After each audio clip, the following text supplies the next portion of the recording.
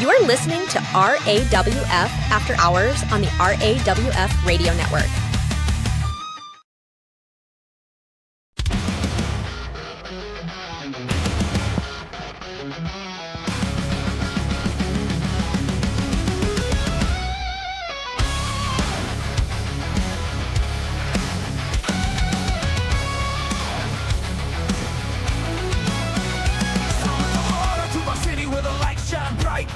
Up a ring and onto the mic. Golden locks, throwing chains on tight. I rule the airwaves, I own the night. Crank up the volume, feel the heat down. Turn up the dial, let me preach. Running this town with a steel cake smile. When the bell rings, I do it with style. On the morn of Saturday night, one hair thunder, taking the mic. Bodies tell the truth, no fear, no fight. Bow down, cause I rule tonight.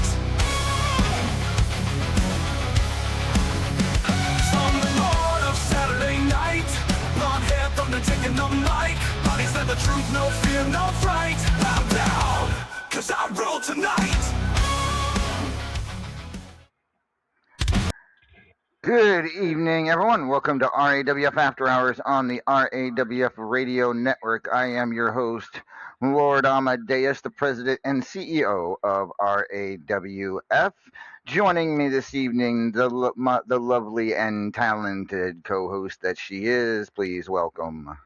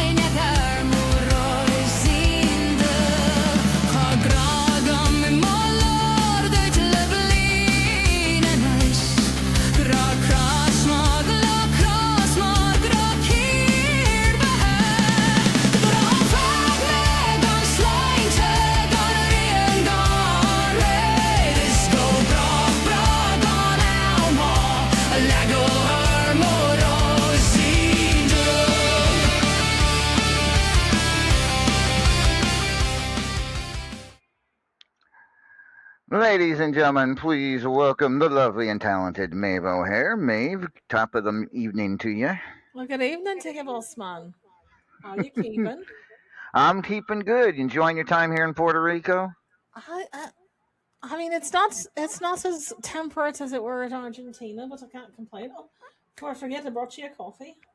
Oh, thank you. Thank you. Oh, yes, definitely. Wait a minute. Yeah, that'll work. I appreciate that. Thank you. Oh, Vacant never brings me coffee. Well, he does bring me. That's because he doesn't have coffee on the food truck, I reckon. That's true. That's true. Plus, if he does bring you other things like nachos and empanadas and suchness. True, that's true. But coffee is kind of like the liquid of life, really, when you think about it. No, Don't you agree? In this coffee, Steve. It costs extra if you do that. Oh. Like, yeah, don't do that. I never. No. Midnight hobo coffee, though. Ew. Yeah, you're right. That doesn't sound great. It does not. But no, I drink my coffee when I can, and I don't have English here tonight to fuss at me about drinking vile ichor or whatever it is he calls it. Indeed, no, we don't. So, with that being said, let's start out by giving everybody an update on the rankings. We're currently almost halfway through the current rankings period. And Maeve, would you like to inform everybody on what the current standings are? Oh, right, that's my job tonight. Oh, I forgot. So this is the top 25 up to the minute. As Bossman and I were discussing earlier, this is 6 of 14 matches, so we're one shy, halfway. So do math, be smart. I believe in you. These are not official, of course, so they cannot be used for challenges. But coming in at number 25, we have the queen of the tournament, Sassy Applebee's. Number 24, we have DVT. At number 23, we have Rick Nelson. Number 22, the man who allegedly never shuts up, but I can't get him to say 2 words to me, Money Sue. Number 21, one of my former tag partners, Luke Cage. At number 20, I saw her step in earlier, Diesel Warrior. Number 19, Honey Apples. Number 18, Dez, whichever. You know who he is. Number 17, Davila. Number 16, someone who definitely never shuts up and is very concerned about people's mams right now for some reason. The Perfect German. At number 15, we have Simply the Best. At number 14, Miss B, Miss Booty Fatal, I think is how she says it's pronounced. At number 13, we have Claymore. At number 12, I saw her out in the chat, Sibel is number 12. Number 11, Killer Neptune. Number 10, I can't believe I'm saying this, Steve the Stud Johnson. Congratulations, you've made the top 10 for now. Number 9, not at all surprised that I'm saying this name, Faith Duncarino. Number 8, Chris Cage, the future Mr. Destroyer. Number 7, Hobo Ezekiel. At number 6, Teflon Sheik. At number 5, Jason Richter, who I know is out there and hopefully has found his own beverage. Number 4, Golden Dragon himself, Kenta. Number 3, More Korkra, the Paragon of Greatness. Number 2, my current tag partner, the Immortal Griffith, English, congratulations to you.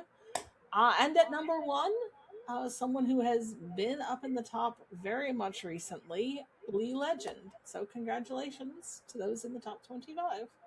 Yeah, and this, I'm telling you right now, this is becoming one of the most interesting rankings periods I've seen in a long time. Let's get this up on screen here real quick, and we'll talk about it. So, first of all, yes, Steve Johnson in the top 10. Who would have thunk it? But he's come a long way from those early days. I think. This is a guy. He may be To he be may fair, be Boss green. Man, the bar were a tavern in Hades when he started. There you go. There you go. But he has come a long way. He has listened to some of the good advice that folks have given him, which is more Yeah, than I can say for some folks in this industry. So well done to Steve. indeed, absolutely. Lee Legend right now leading the pack with your partner, the Immortal Griffith, who we haven't seen up this high in quite a while. Well, he did tell you he'd gotten grumpy, and you know how he is when he gets grumpy. Oh, he's definitely gotten grumpy, no doubt about it. Yeah, And I then of will course, say that having Lee Legend up at number 1, not that I'm surprised because I've seen his work and it's really good. What I'm surprised at is that I'd never heard of him before now. yeah, I know he came out. I know that he's not new. I know that he's been around before, but I'd never encountered him until like 4 months ago. Mm-hmm. And I don't see how that's possible considering how very good he is. I mean, I'll be honest with you. I'm in the same boat. I did not know who he was until he joined RAWF, and even then, it took me a while to figure out. Oh, this guy's really good, and right now he's really starting to prove it. So we have 8 undefeateds after 6, all of them in the top 10. Surprisingly, for a change, yeah. So eight of the top 10 are undefeated. That including the top 6. So everybody from Legend to Teflon Sheik have gone 6-0 in their first 6 matchups, along with Chris Cage and Faith Duncarino, both also 6-0. Hobo Ezekiel and Steve Johnson 5-1. But yeah, it's going to be a very interesting rankings period. I have a feeling because I know Lee Legend is definitely making a push. I know Griffith is motivated, and Paragon, well, he's always motivated to be in them in the top of the rankings. Kenta is having an incredible start, as is Jason Richter. So right now, I think those 5, and it's not. The point spread's not that far either. So this is anybody's game at that top 2. But interesting to see. Lee Well, that Legend. makes me want to check something. What's that? Specifically, I want to see who's left in extra points. Oh, well, yes, that was going to get to that, actually. I can tell you because Oh, I already know. oh no, Yeah. that's very interesting. So, little jumping a little ahead to our event report. The extra points tournament is down to the final two, and those final two are the Immortal Griffith and Simply the Best. Now, Simply the Best having a little bit of a down period as of right now, down at what 16, which is unusual for 15, but yeah, that's fif- unusual for STB. unusual for STB. But I mean, and a win in the extra points tournament could definitely be get him at least a halfway back. But if Griffith wins it, you're looking at a pretty big deficit for Lee Legend because the point spread between Lee Legend and the Immortal Griffith right now is only 4 points. So That's going to be real interesting. We'll see how that mhm. works out. If Griffith wins the Because extra points tournament, he's definitely got himself a good opportunity to get that number one spot. I do find it interesting. I noticed Steve was saying something about how Blake's not number one. Blake's not in the top 25 this time around. So there's a little story behind that, and I will explain it. Blake should be in the top 25, but for reasons that he'll explain to you in a little bit, he has not. He is not in the top 25. Again, Blake will be explaining that here later in the program. But what's interesting to me not only is that Blake's not here, but that a certain world champion seems to think that he might need to be in the top of the rankings again this time Mm, next month. I mean, that's true.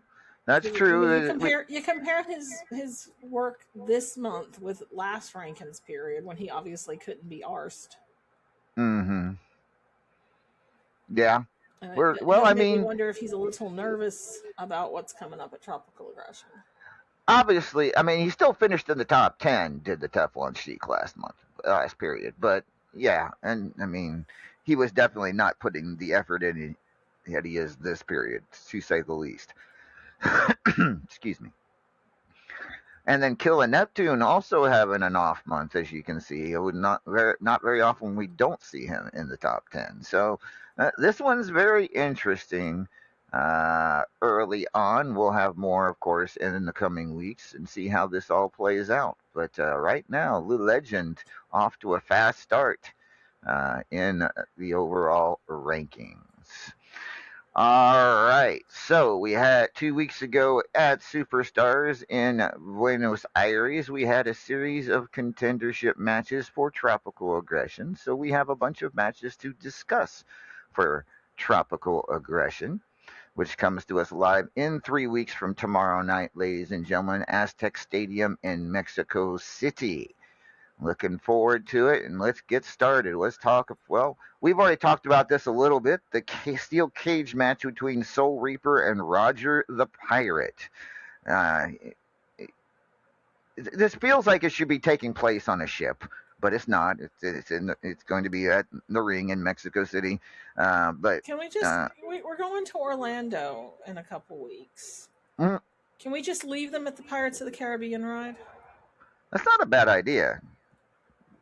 But no, I'm afraid we can't. So we've got that matchup scheduled for Tropical Aggression. Let's take a look here. We've got Aaron McFadden will defend the Champions Choice Championship against the Redneck Avengers. Stips still yet to be announced, but RA getting the opportunity to Champions Choice Championship. We'll see what kind of Stips Aaron puts to the task to see if it's even possible for RA. And that's due to RA winning the street fight for Philadelphia That's right. Freedom, correct? Yes, the Philadelphia Freedom Block Party tournament is what he won to get one. that. That's the one. Yeah, that Aaron. Pretty much. All right. Next up for the Powerball Championship, which, by the way, won the Powerball Contendership Tournament won by Badass Billy. He will challenge Paragon of Greatness for the Powerball Championship. I lean toward Paragon on this one. Maeve, what's your thoughts?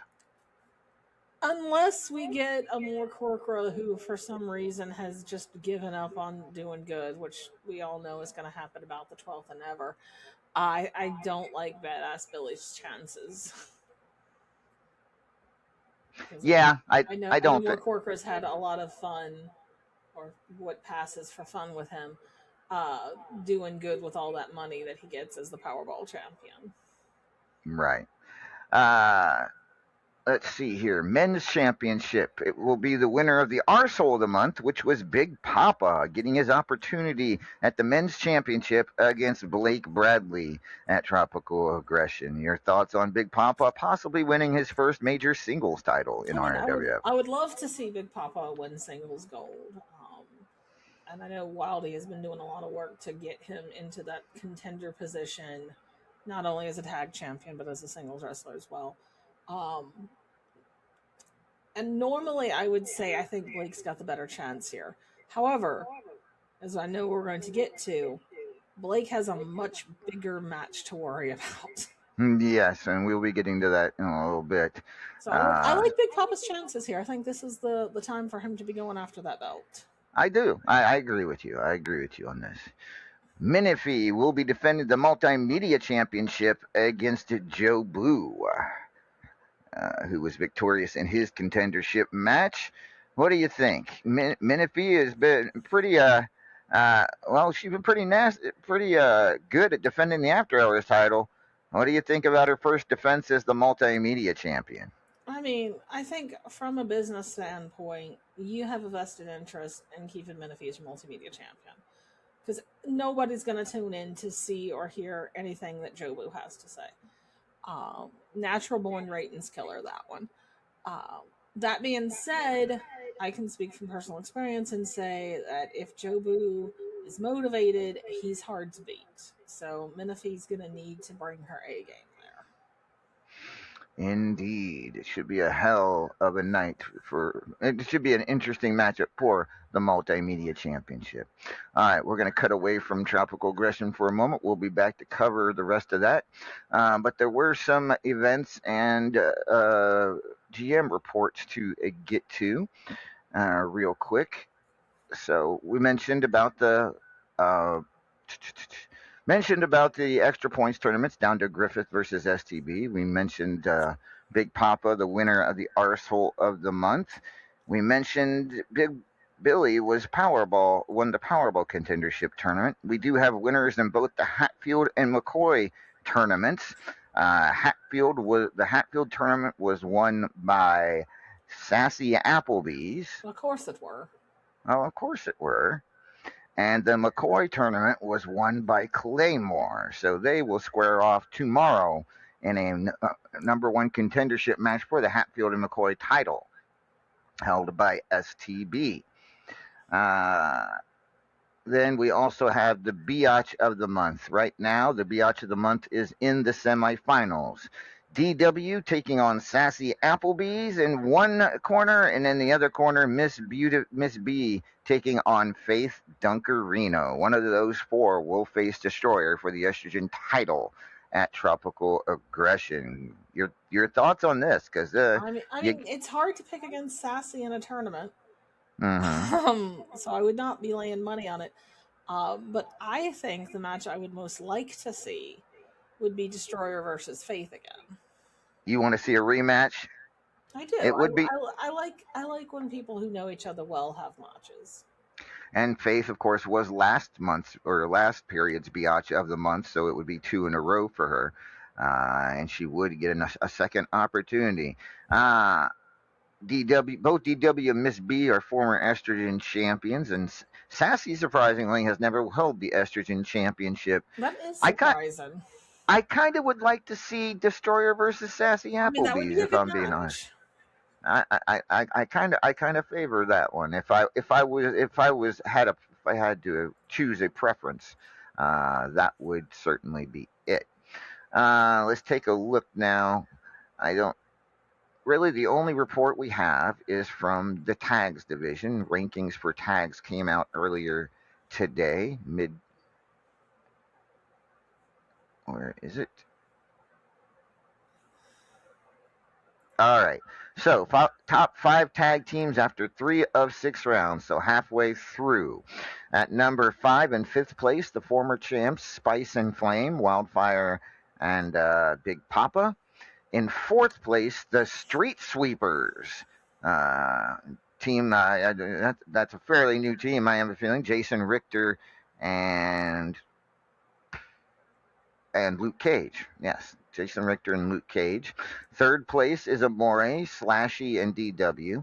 In 2nd place, the Cage Shakers. Big Pop, or sorry, not Big Papa, Papa Shaker and Chris Wrong Cage. Papa. Wrong Papa. Too many Papas. And in 1st place are the reigning tag champions, the Swords and Scimitars. So that is halfway through the period. Thank you, Unstoppabot. And so that's where we stand right now. And it should get very interesting in the tag division from the looks of things. All right, going back now to Tropical Aggression. Let's take a look at the Triple Crown Championship match. This is going to be a doozy. What? This is going to be very interesting. The Immortal Griffith, of course, the reigning champion and has been for quite a while. Jason Richter, Seismo, getting his first opportunity at a major RAWF championship. And in the other corner is Hobo Ezekiel and Liam O'Shaughnessy. You mean Hobo and a picture of Liam O'Shaughnessy? He says it's Liam. Who am I to argue with him? Have you tried arguing with him about it? Someone with a working brainstem, I'd hope.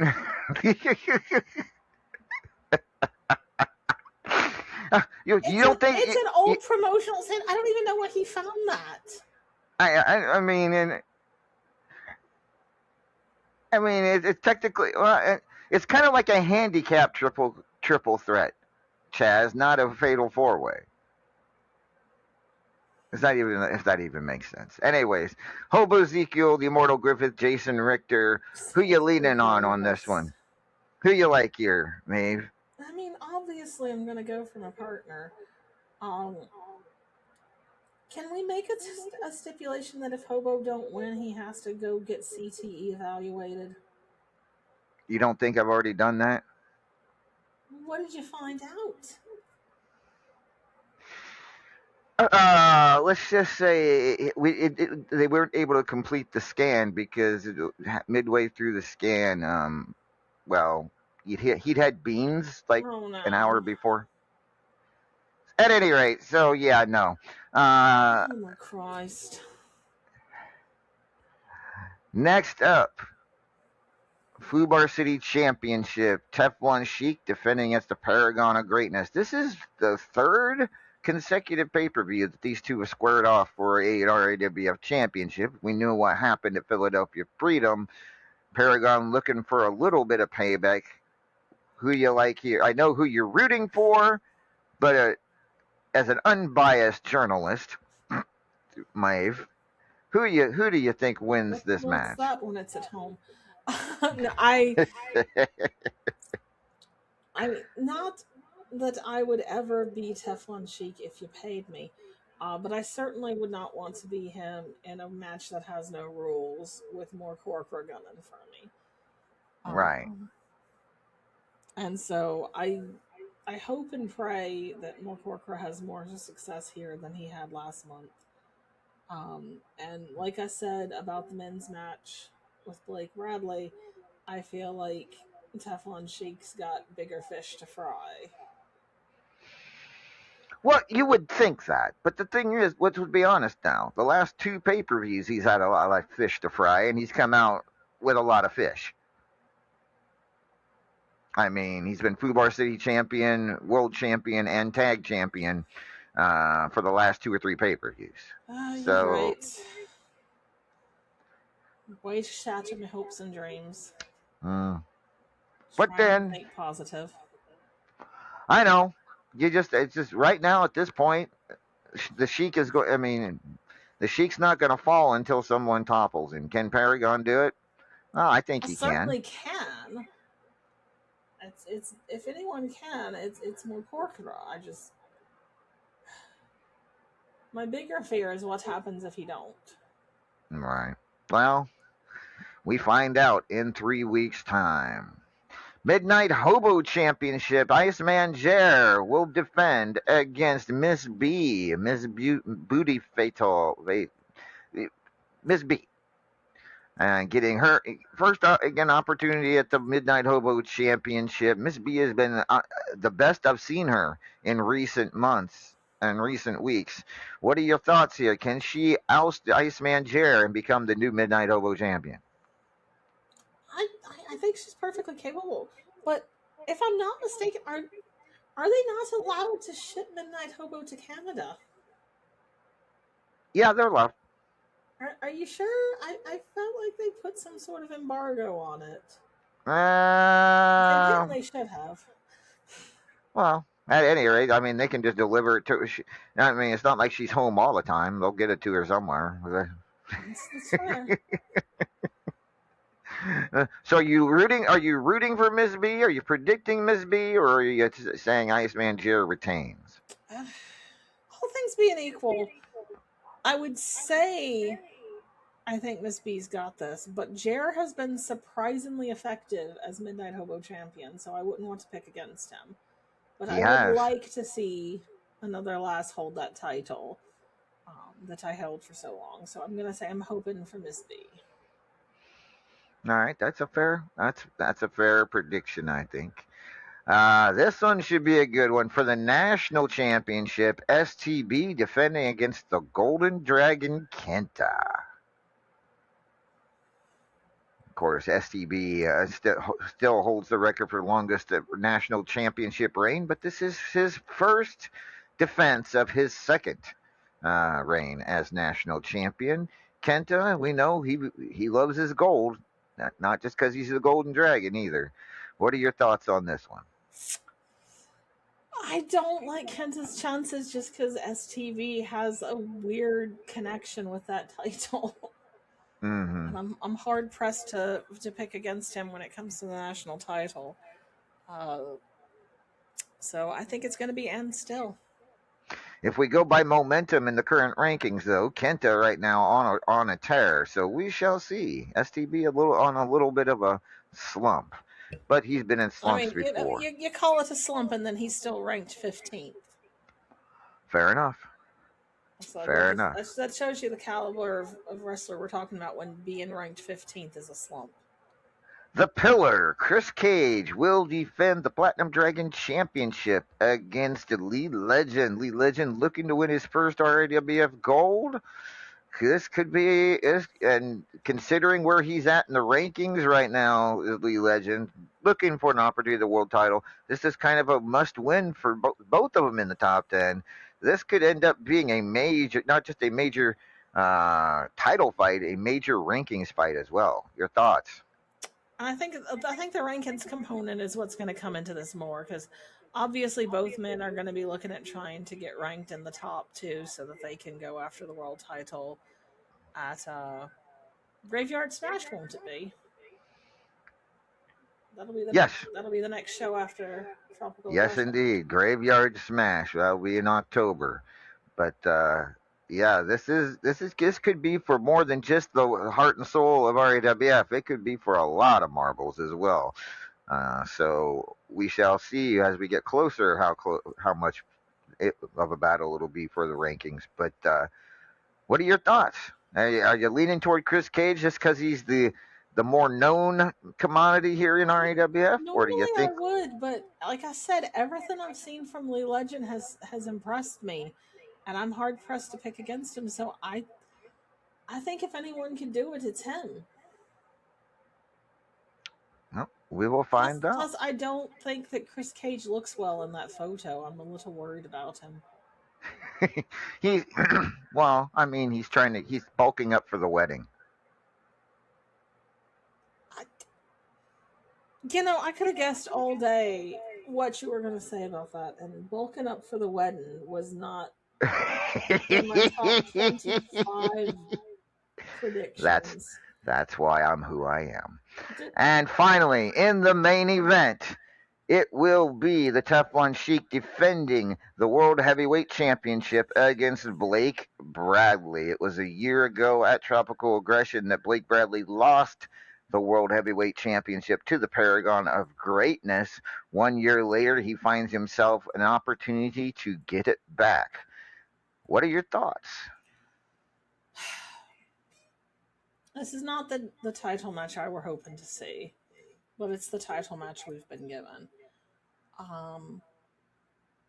And I feel like in the last few weeks, Blake has sort of turned a corner for like the third time in his career, so I'm not entirely sure where that puts him on a 3D map here.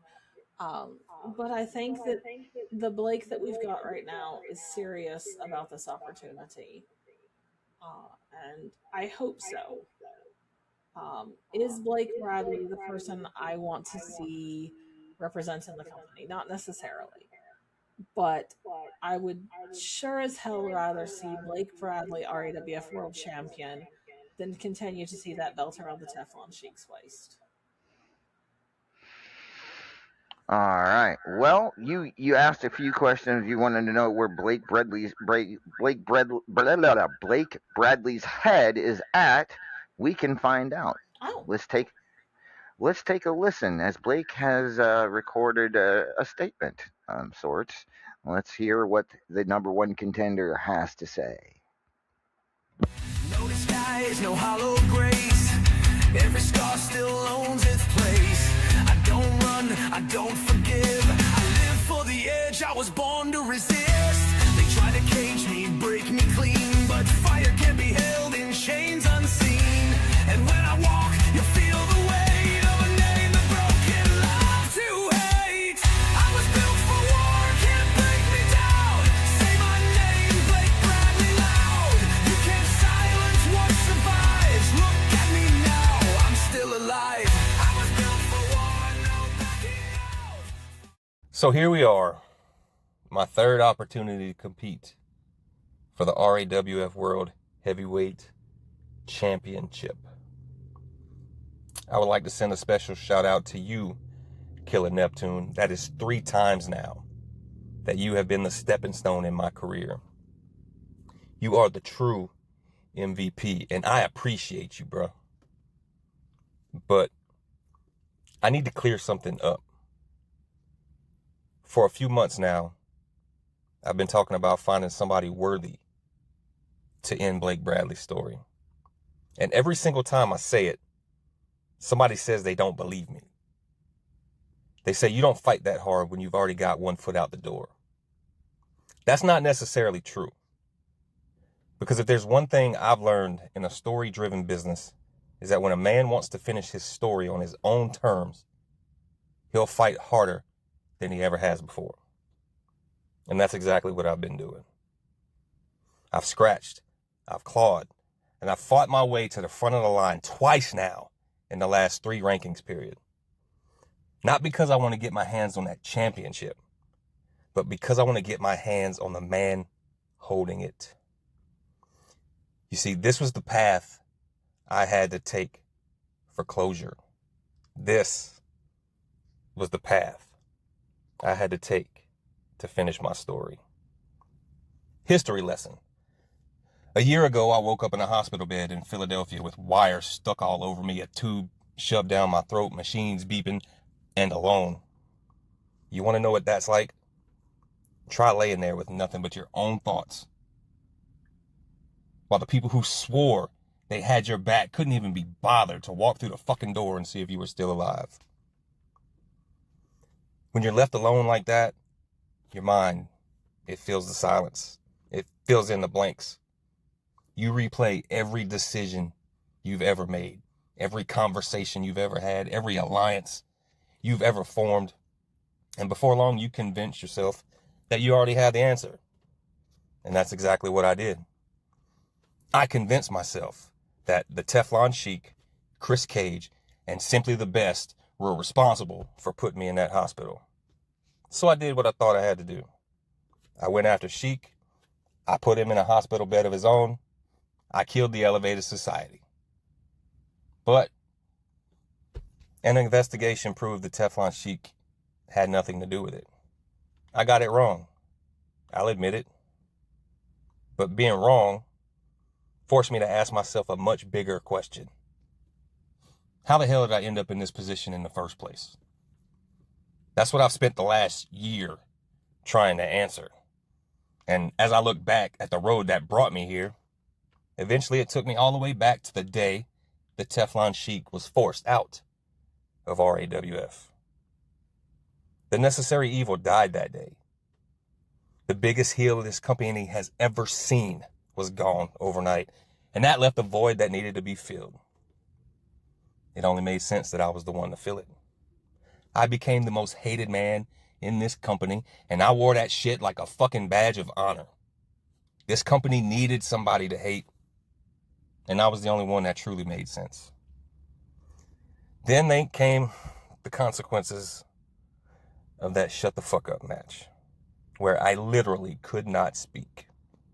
So I brought back the Teflon Sheik.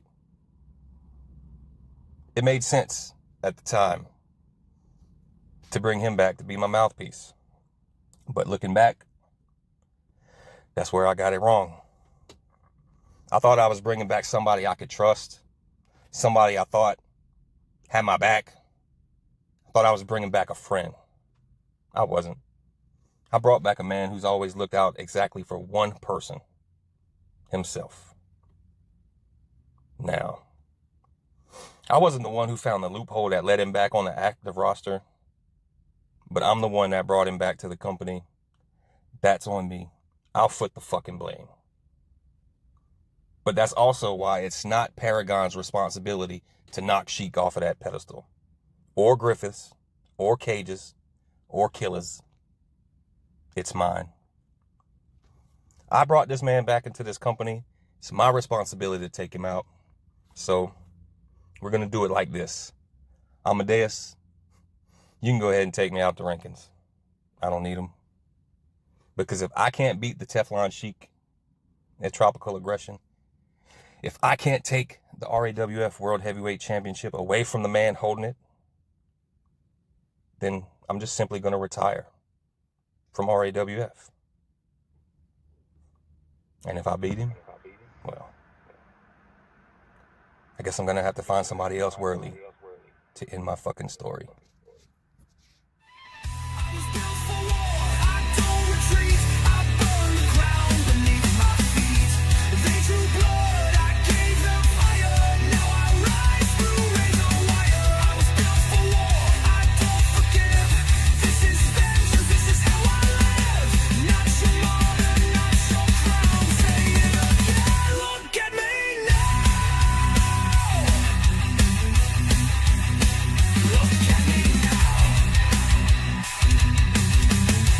Get me now.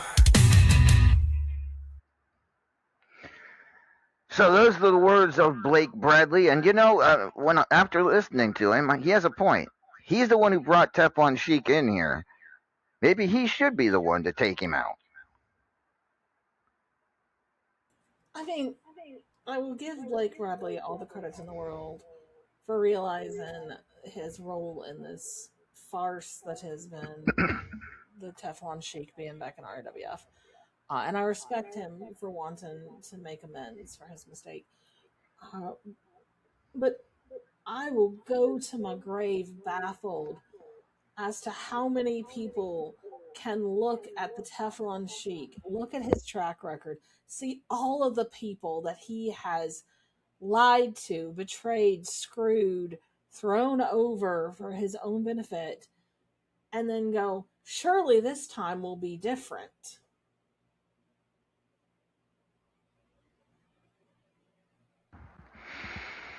Yeah, I know. I understand.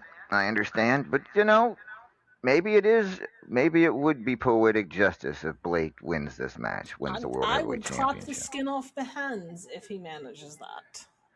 And this retirement talk. He wants, he's not in the reason he, as you heard, the reason he's not in the top 25 rankings tonight is because he has to be taken out of the rankings. So, uh, he's going all for broke here at Tropical Aggression. If he does not win the World Heavyweight Championship, you heard him. He plans on retiring. So it is all or nothing for Blake Bradley at Tropical Aggression. Now I have heard, I have spoken to the Teflon Sheik. He will retort. He will have a reply for us right here next week on After Enjoy. Hours. So that is what we're looking at for Tropical Aggression World Heavyweight Championship on the line. Teflon Sheik against Blake Bradley. Should be one hell of a match. All right, now let's move on from Tropical Aggression. We'll get back to all that in a little bit. We have a Superstars tomorrow here in San Juan, Puerto Rico, live from the JMA Coliseum. I call it the JMA Coliseum because its real name is way too long to put in the picture. It's like Jose something something Coliseum here in San Juan.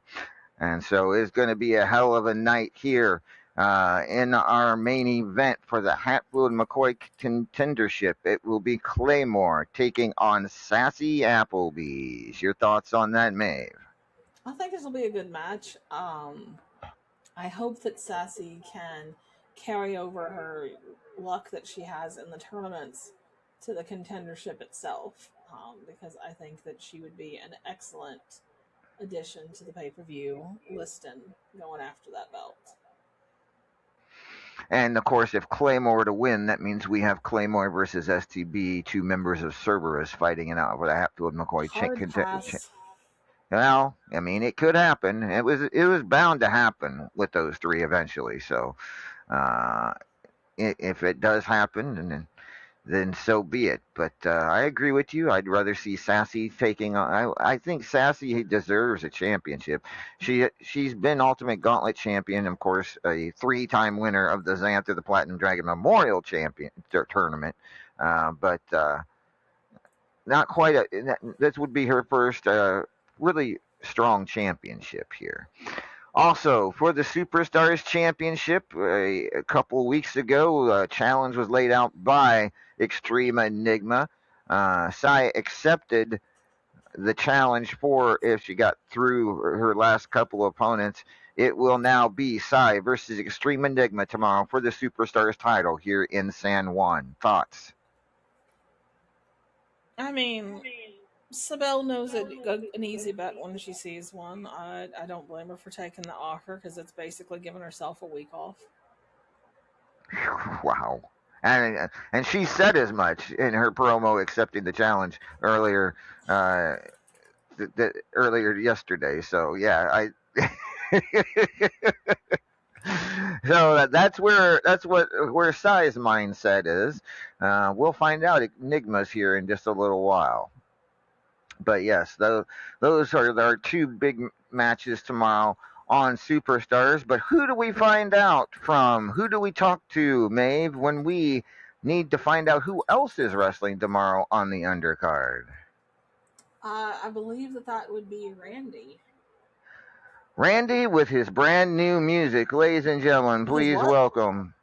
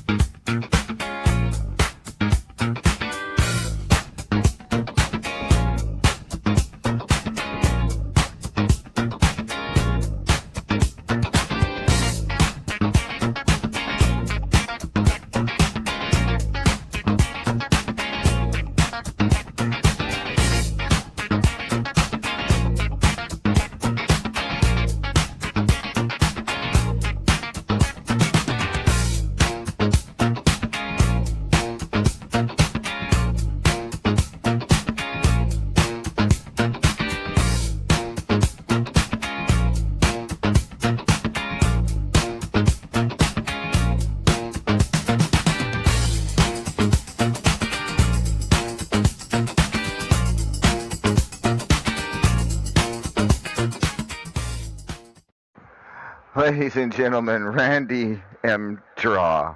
What was that? I were What are gonna you ask do- you what that were. What was what? Did you like my new music? It wasn't the music that bothered me, Randy. It was what the hell were you doing in that nightclub or where the hell you were? What the hell do you call that? I call it dancing. What do you call it? Maybe did you like my moves there on the dance floor? No. But I don't know where they got that footage of me spilling those papers in front of you either. Where'd that come? When did that happen? I think Sometime? Boss Man had to put in CCTV a while back to figure out why people kept getting jumped in the hallway. So that's probably where that came from.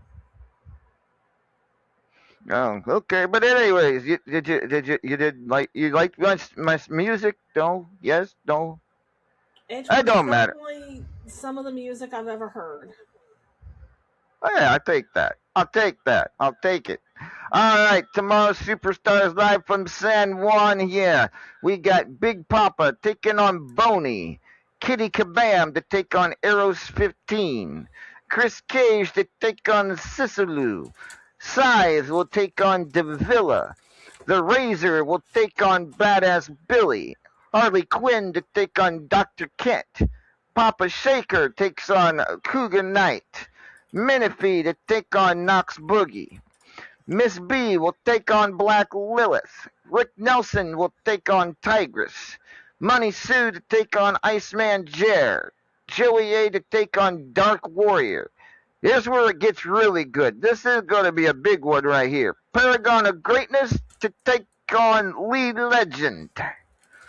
Evan Deadly takes on Kenta. Jason Richter to take on Wildfire.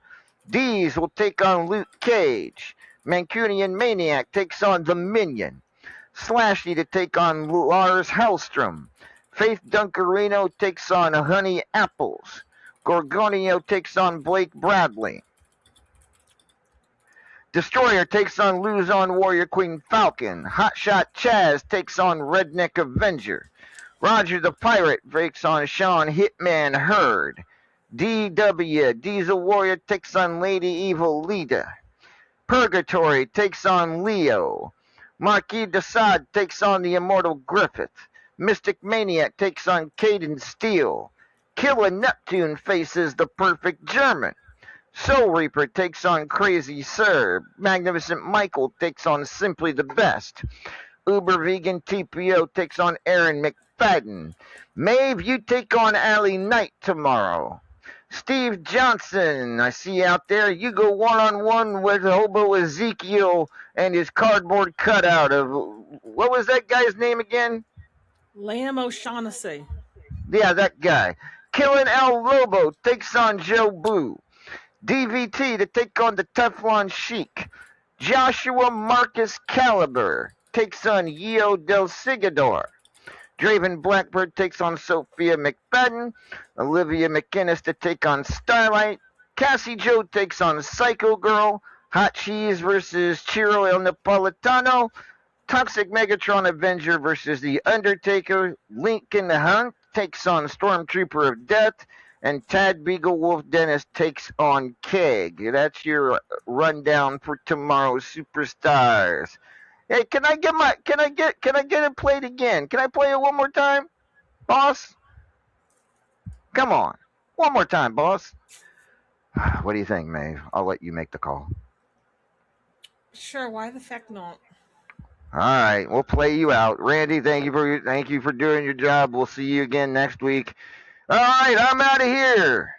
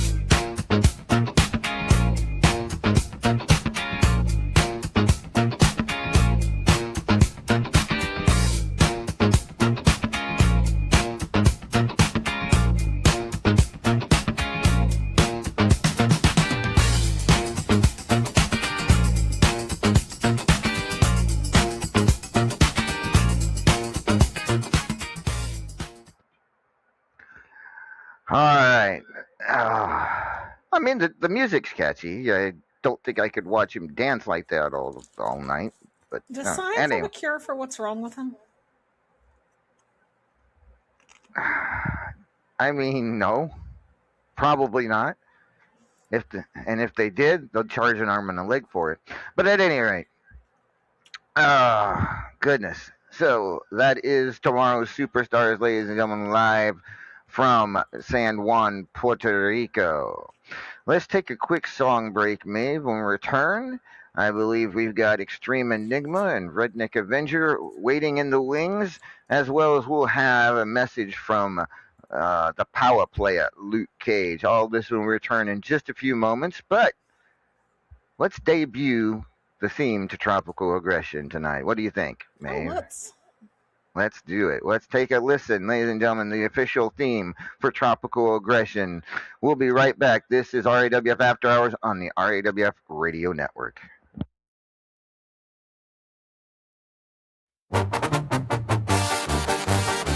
Tropical aggression.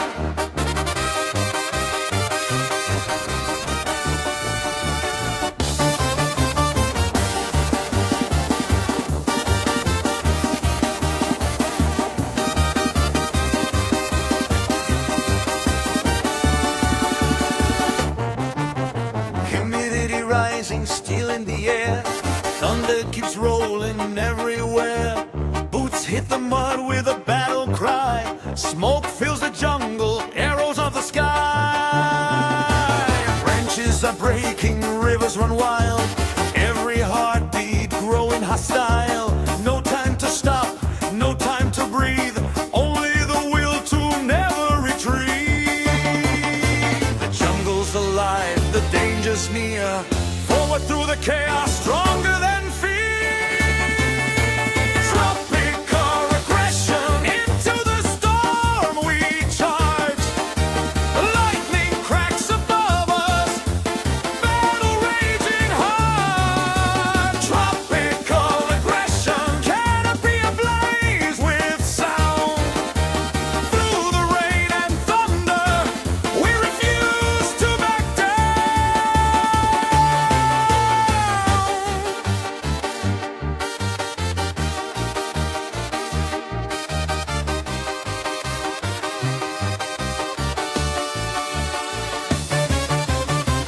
of the clash through the emerald haze, locked in the fight for endless days. Mud on our boots, rain on our skin. Every new sunrise, another round begins. The vines pull tight, the rivers roar. Every step demands still more. The jungle tests every ounce of might, pushing through another night. No surrender in the pouring rain. Every scar reminds us of the pain. The storm keeps calling, wild and loud. Standing together, fierce and proud. The jungle shakes with every sound, but we hold our ground. Through the heat, fight. Never accept defeat. Fight. Through the rain, rise again and again. Fight. Through the fire, driven by relentless desire. Fight, stand your ground. Hear the jungle's thunderous sound. Tropical aggression in battlefield ignites. Thunder is our anthem. We survive the fight. Tropical aggression through the wind and rain. The jungle may resist us, but we remain. When the storm is over and the silence returns, the jungle remembers where the fire burned.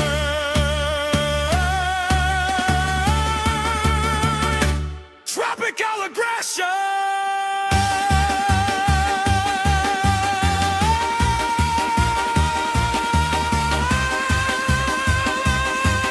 Forever marching on!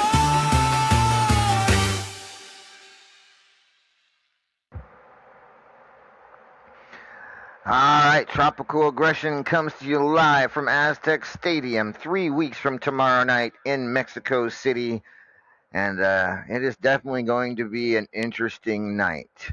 Uh, of all those matchups we discussed tonight, there, Maeve, which one are you looking most forward to? I mean, I got a soft spot for the Triple Crown title match, obviously. But Obviously. really, the one I'm more interested in has not been announced yet because I'm waiting to see who's going after the tag belts this month. Ah, yeah, yeah. We won't know that for a couple of weeks. I still think we've still got only halfway through the tag season. So right now, it looks like the tag champs have the advantage there. And if that Unfortunate. and no, I mean they choose their own opponents. Last time, I believe they chose. I think they chose last month too. They did. And they chose. I thought they chose a decent. I thought they did decently in their choices. I mean, So if by decently you mean they picked a team they knew they were guaranteed to win against, then sure. hmm. But at any rate, a lot of great matchups at Tropical Aggression coming up. But we also have a big matchup tomorrow for the Superstars Championship. And the challenger for that title is here with us tonight, ladies and gentlemen. Please welcome.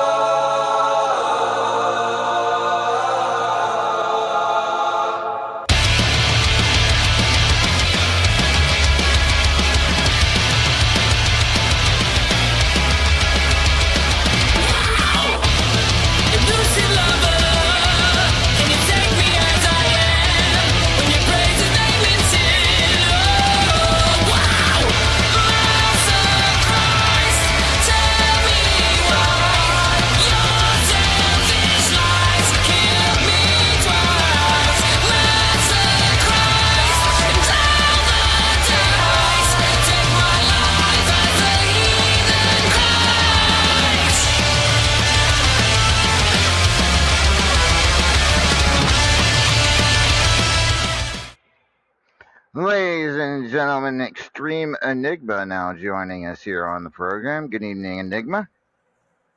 Hey, LA. Hey, the other person. Wish you weren't so fucking awkward, bud. Well, Enigma, you got what you wanted, an opportunity at the Superstars Championship. Sai extremely confident, as you know. But the thing is, you have an opportunity tomorrow not just to win the Superstars title, but to tie the Paragon of Greatness for the most times holding it at 6. You are a 5-time Superstars champion. Paragon is 6, so winning tomorrow means you tie the record for most times holding that title. Uh, but I mean, you've heard, I'm sure you've seen and heard how confident Sai is tomorrow. Talk to me about this. Well, first off, thanks for the little ego boost there. God knows I need it as of late, with the work records and all that getting close. I saw and heard what Sai had to say. Thought pretty long and hard about it. Thought how I could retort to every sentence, everything said. Then I realized I've already said everything I can. It's time to actually act. It's time to actually make good on what I keep saying I'm going to do. Make good on winning a damn belt. Yeah, I mean, there is of course that stipulation or challenge you laid out to yourself. If you don't win a title by the end of the year, you plan on retiring from active competition. This is your opportunity to not have to do that, but at the same time, so you got a lot of motivation certainly on your side. But I mean, it's not like you've not won it before. You've won it 5 times before. You can do it. Should be a. It's, I think Sai may be overlooking you. What do you think, Maeve? I said it before when Enigma warned her, and I'll say it to their face. I think Sai booked herself a week off, and that was very clever of her. Because every time Enigma comes in here breathing fire, talking about how they're going to do this, that, and the other, it never seems to materialize. By all means, prove me wrong, Enigma. That is the goal here. It gets to a point, like you just said, breathing fire, getting in here all hyped up, excited. It gets to a point where I'm even looking at myself, looking at the win-loss record, not just pay-per-views, not just superstars, all over the company, and it is disappointing to see myself at the place I'm at. I was at one point, and I will happily wear this title no matter how many people will put a different name in my name's place for it. I am the most impactful rising star in RAWF on this side of the decade. Name a different name. We'll discuss it. We'll talk about it up and down, but we're not here to discuss those other names. We're here to discuss me. And the best thing to discuss when it comes to me is that level of shortcomings. Those times I've walked in here head full of steam and crashed out on the tracks. I am all of my wins just as much as I am all of my losses. Hell, me and Sai have traded losses back and forth. We've traded wins back and forth. I have beaten her just as many times as she's beaten me, and I can sit here and say, I'm going to beat her. I can even sit here and say I'm going to lose to her. It doesn't matter. I've tried to take control of my own fate. I've used the word fate as a buzzword time and time again to distract from the fact that I can't get it done. It's about results. And there's no pretty way to paint a promo about how I think I can get it done. It's either I do it or I don't.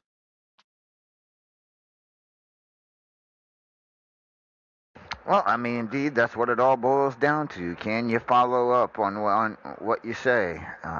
We find out tomorrow. But Sai's out there. Is there anything you want to say to her in the final, as the hour approaches? I mean, hell yeah, I do got something to say to Sai. Above all else, good luck. I mean, whether I've been fighting my own demons and taking that out on other people or trying to be the good guy, bad guy, doesn't matter. You and I have always put on quality matches no matter who is on what side of a fence. We're not on a fence tomorrow, we're in a ring. I mean, no fucking shit. I can sit here and yap. I can wish you luck. I can tell you to go fuck yourself. I can repeat the same thing I've done over and over in different sentences and different words. It all comes down to results. So tomorrow, Sai, if you beat me, hey, congratulations. You got a longer title reign that's probably beaten out a lot of my superstars' title reigns, and you got another notch in your belt by possibly putting me closer and closer to retirement. But if I win, not only do I avoid the whole retirement thing, sounds great, puts butts in seats, you know what I mean? Enigma on the marquee. If I win tomorrow, that's more momentum than I've had this entire fucking year. I'm gonna ride that thing high. God knows I need a high after all the lows I've suffered at the hands of friends. So one more time, good luck, Sai. May the best person win. Keep the gold shiny for me.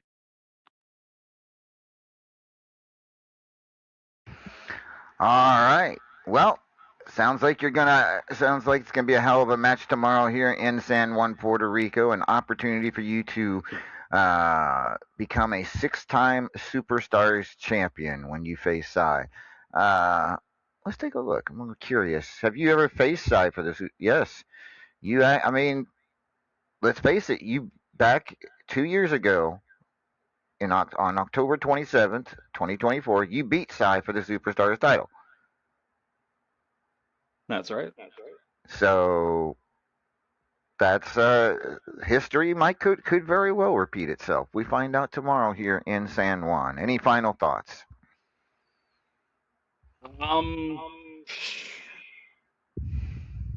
I got nothing. I got nothing but needing results. So I'm gonna go back to my car, head back to the hotel, pound some more Star Fuel, because that's about the only positive thing I got going for me until I win a title. And I'll be back tomorrow for some PR work before the show. Good night, LA. Good night, man. All right, Extreme Enigma sounds pretty fired up for this opportunity tomorrow here in San Juan. We'll see if they can follow through. Next up, I want to hear from. We have a statement. We have a little conversation with Luke Cage, the power player. Let's take a listen to what he is on his mind this week. Luke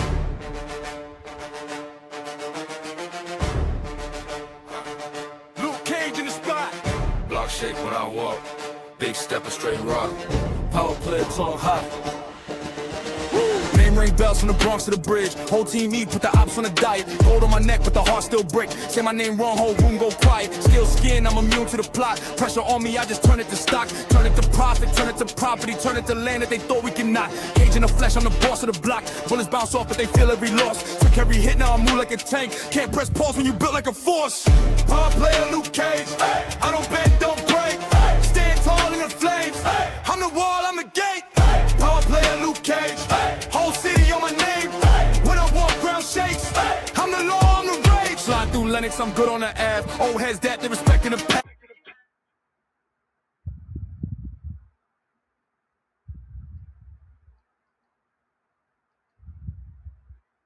First things first.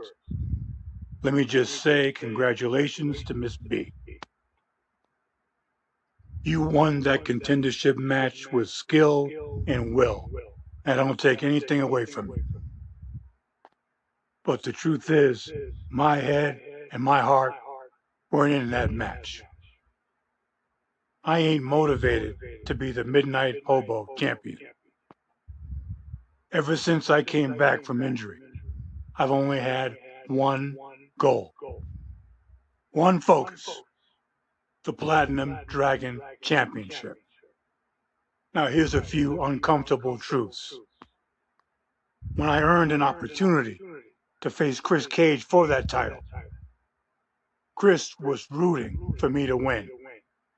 Not because he's my friend, not because he's my brother from another mother. He was rooting for me because he knew I'd be the easier opponent. I'd be the one he'd be worried about the least. That truth was hard for me to live with, and it's been eating at me ever since that night. So working my way back up them rankings and earning another opportunity at that title has been the only thing on my mind. It is the only thing I want.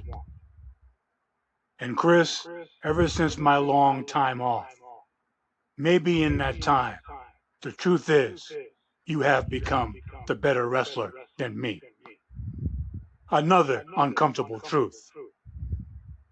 But I don't have to be better than you, Chris.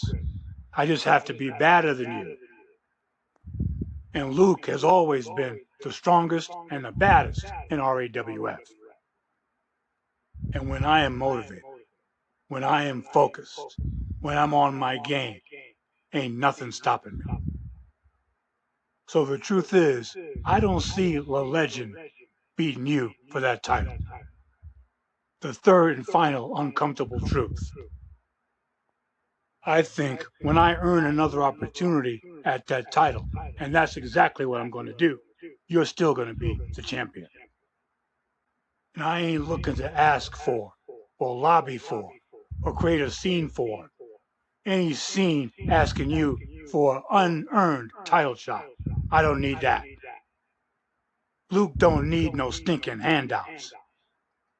I'm going to earn my way back up in them rankings and face you one more time. And when I do, Chris, when I do, my brother, you are gonna feel me. So Luke Cage's target is the Platinum Dragon Championship and the pillar Chris Cage. What are your thoughts on what you just heard, Maeve? I feel like I know Luke better than a lot of folks did. We were a tag team once upon a time, and I was one of the folks who was, I think, most glad to see him come back. Um, but I think he's admitted some hard truths. It's never easy in our line of work to admit that you think someone's better than you. We're sort of trained up to always have our egos on and all of that good stuff. But I think Luke, being the man he is, has no trouble calling a spade and saying, Chris Cage has gotten better than me in the time I were away, and my goal is to get to a point where I'm ready to challenge him again. And I, for one, am looking forward to that match because I think that when Luke is ready to challenge Chris Cage for that, it's going to be fantastic. Yeah, I tend to agree. I certainly do tend to agree, and hopefully we'll get to see that matchup somewhere very in the near future. Because the last couple times they've met has been one hell of a match. So we shall see. But right now, Luke Cage is on the outside looking in. Can he get himself back into contendership? Is the question. All right, our next guest, ladies and gentlemen, RAWF Hall of Famer. He gets to challenge Aaron McFadden, ice cold Aaron McFadden, for the Champions Choice Championship at Tropical Aggression. Let's hear it for the one and only.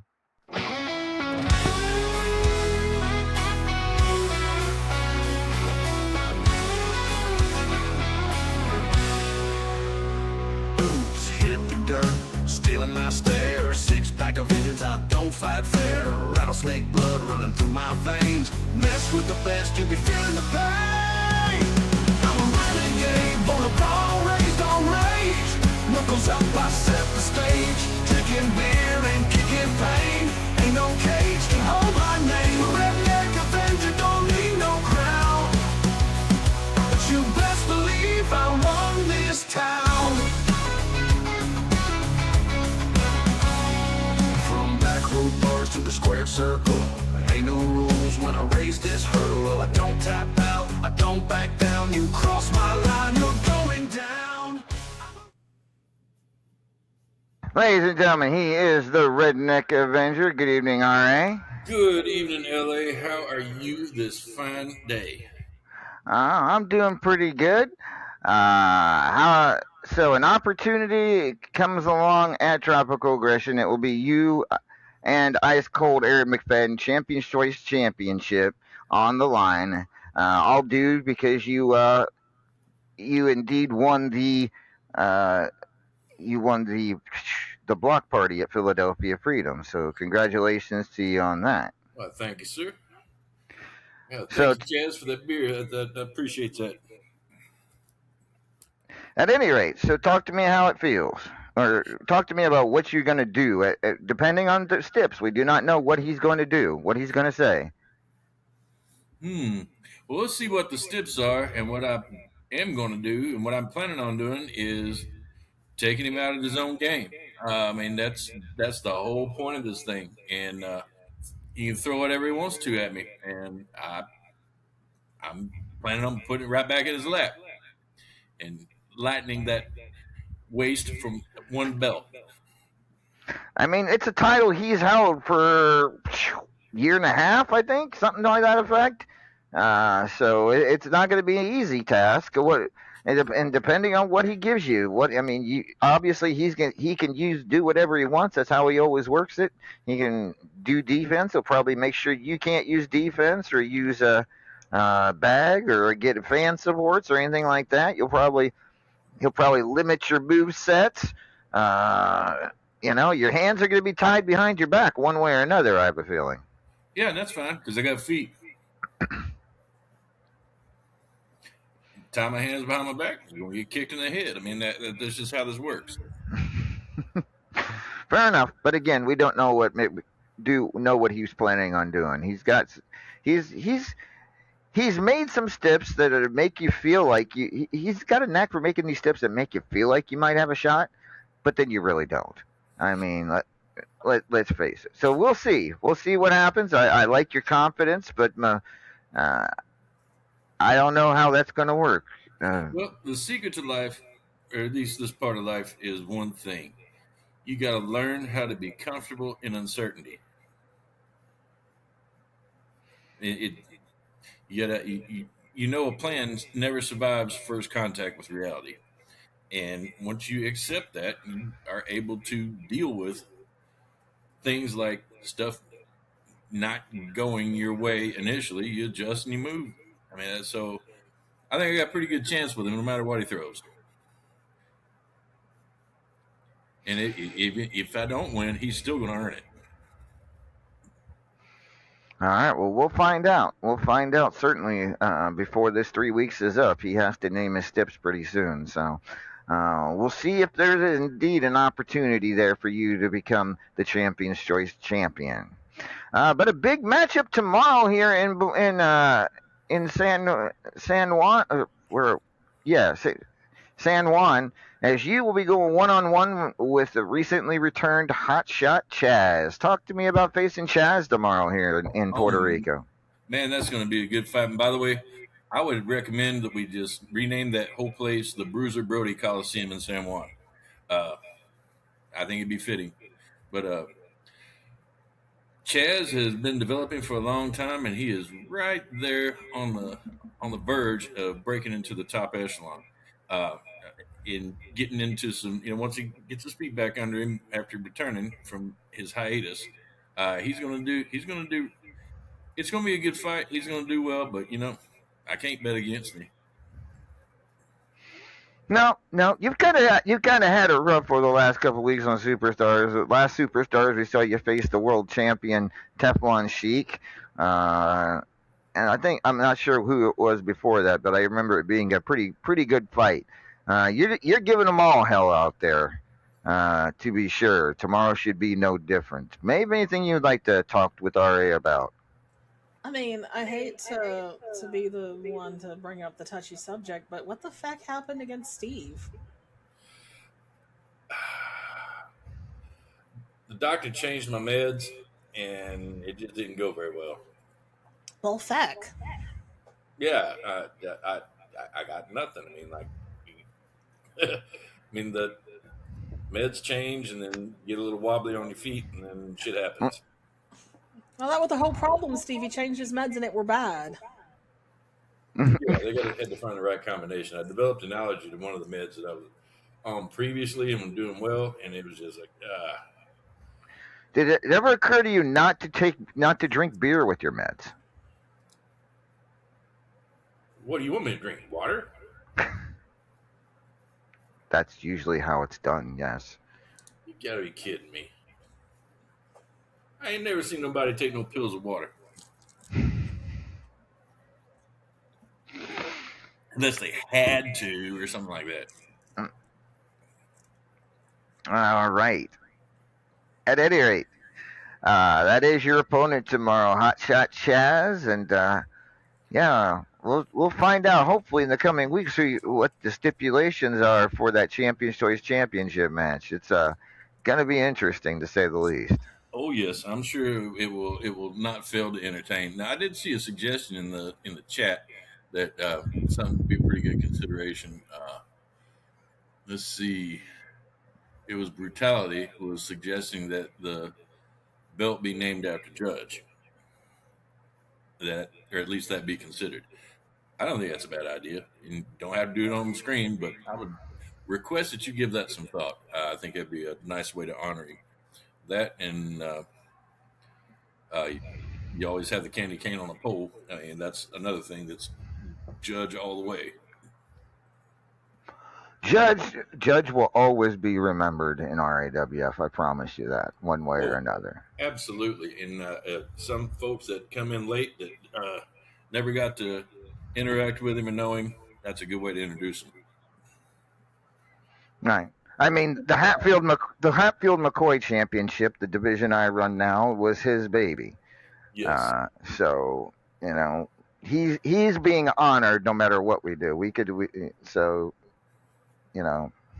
There's no doubt that Judge held a huge part of RAWF for many, many, many, many, many years.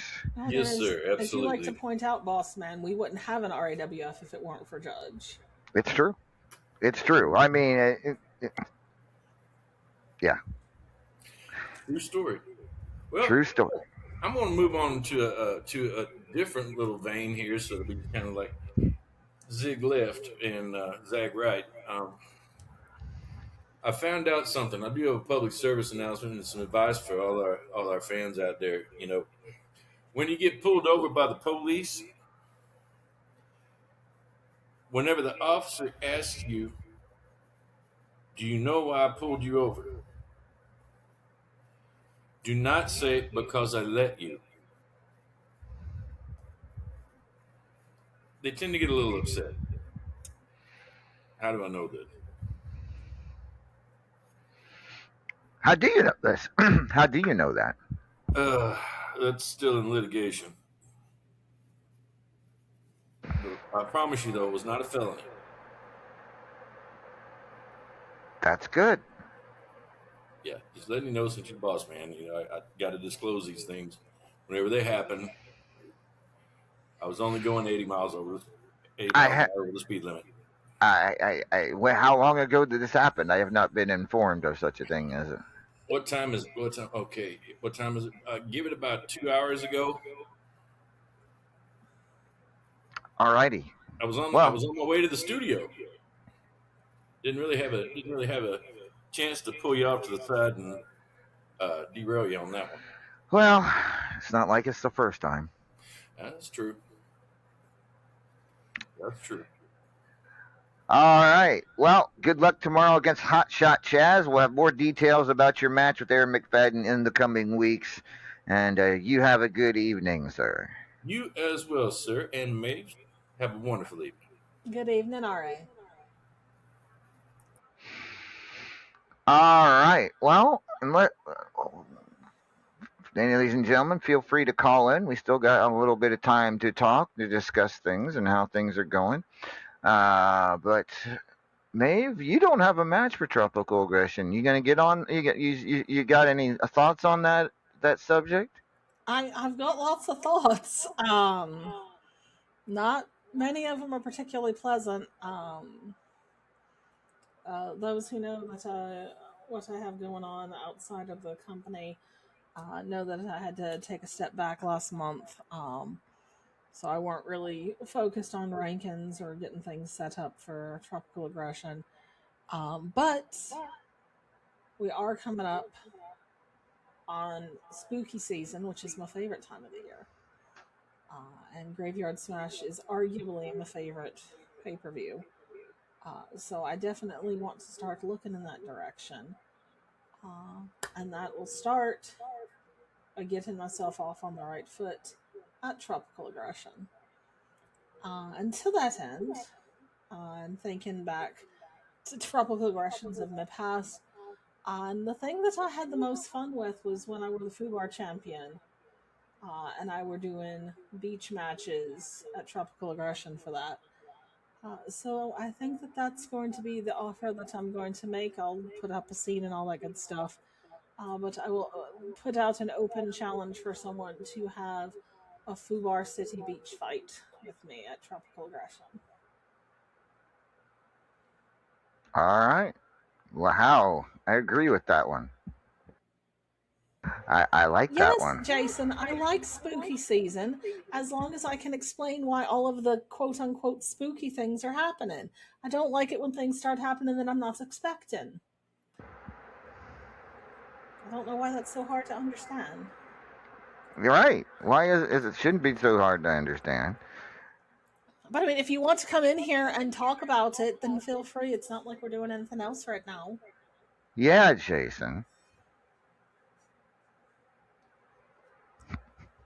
And just in case y'all want a preview of what that beach FUBAR City match might look like.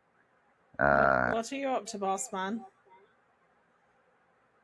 Oh, all right. I was gonna say, don't tell me you got some random candid shots of me that I didn't. No. We all people already see that, but at any rate, I didn't think you'd mind that one. No, I don't mind that one.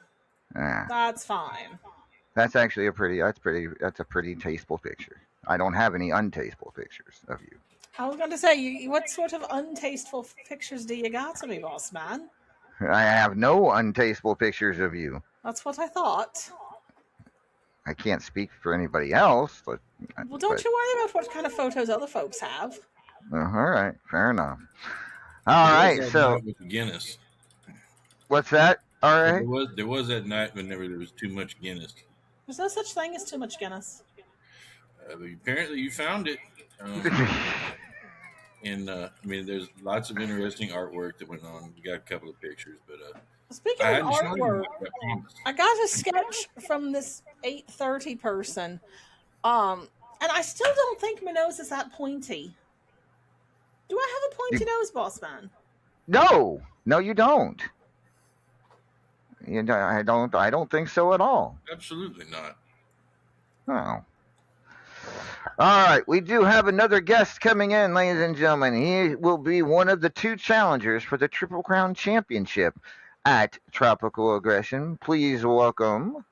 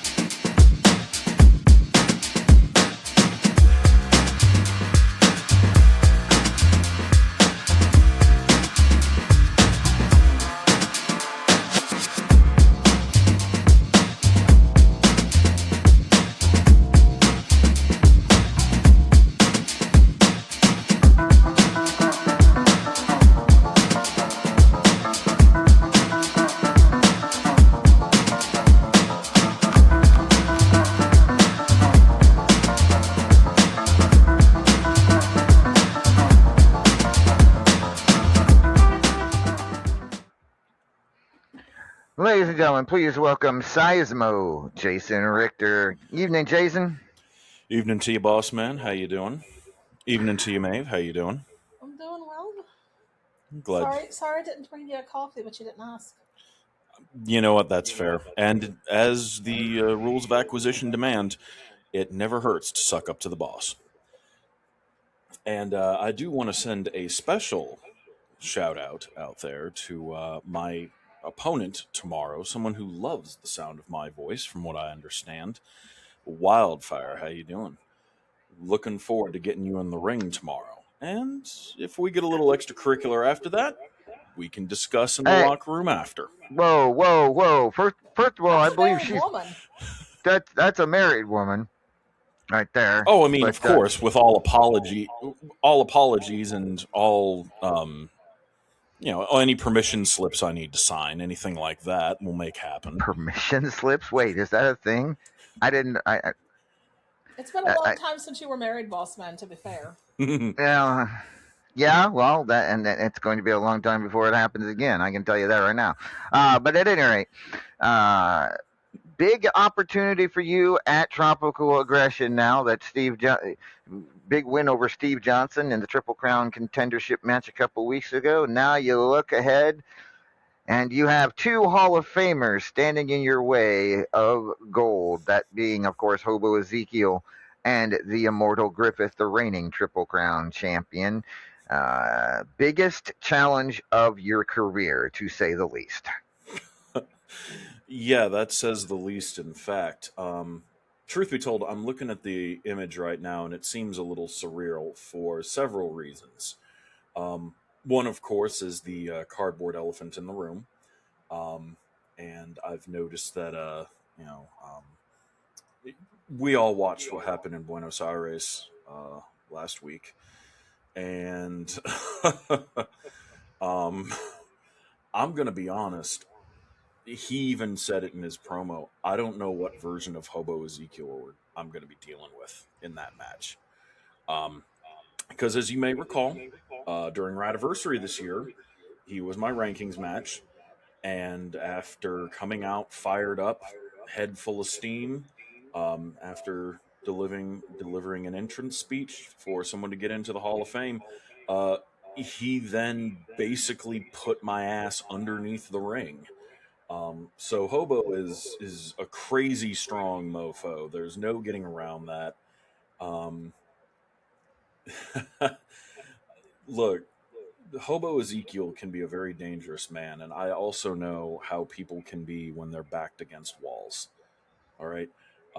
If we're dealing with a Hobo Ezekiel who is defeated, who is broken by recent circumstances against Claymore, it could be an easy night, just dealing with him at least. But if he is ready, if he is fired up and ready to kill the world, that's a tall mountain to climb. And let's not forget, this is the Triple Crown, remember. Meaning, it's not just Hobo Ezekiel I'm dealing with, but Griffith fucking Davian, a guy who could punch through mountains, perceivably. And then there's little old me, and I've just got to go in there with all of my amateur skills and deal with that. Now, the thing of the matter is, I'm used to being maybe not the smallest guy in the ring, and I doubt I would count to that even here, but I am definitely used to being the underdog, being the one that the odds don't favor for whatever reason. That's been a good part of my story for a while, so that's nothing new.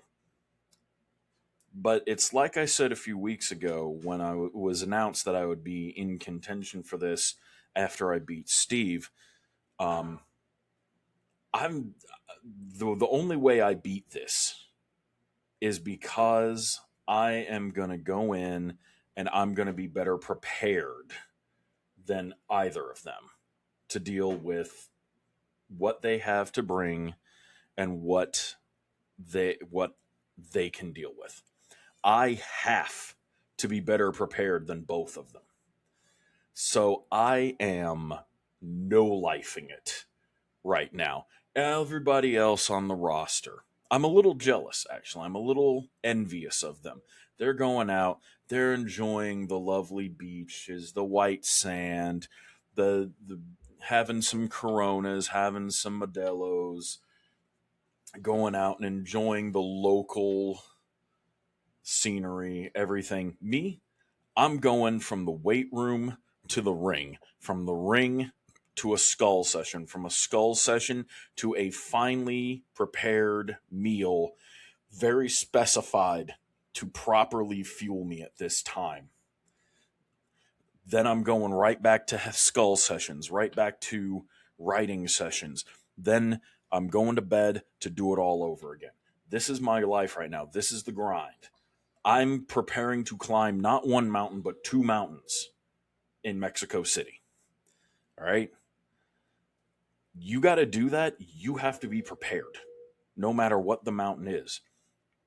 And when the mountains are these 2 guys, brother, yeah, I'm going to be in the best shape of my life, and that's all I can do. All I can be is the best possible version of me to take on what is being laid in front of me in multiple Hall of Famers, a former and would be again world champion. It's a lot to ask of myself, but I'm not here to do easy things. I'm not here to do a slough job. I'm not here to just make an easy life of myself, because I could. We went over this when I first showed up. I could come in, I could do an easy run of it. I could just win matches. I could just pick up my paycheck, win or lose, not care that much. And I could make a career out of that. But I'm not looking to do that. I'm looking to make a legacy for myself. I'm looking to be in the exact place both of these individuals are, which is the Hall of Fame. And that is going to require doing some hard crap and doing it consistently. So what better time to start than right here, right now in Mexico City?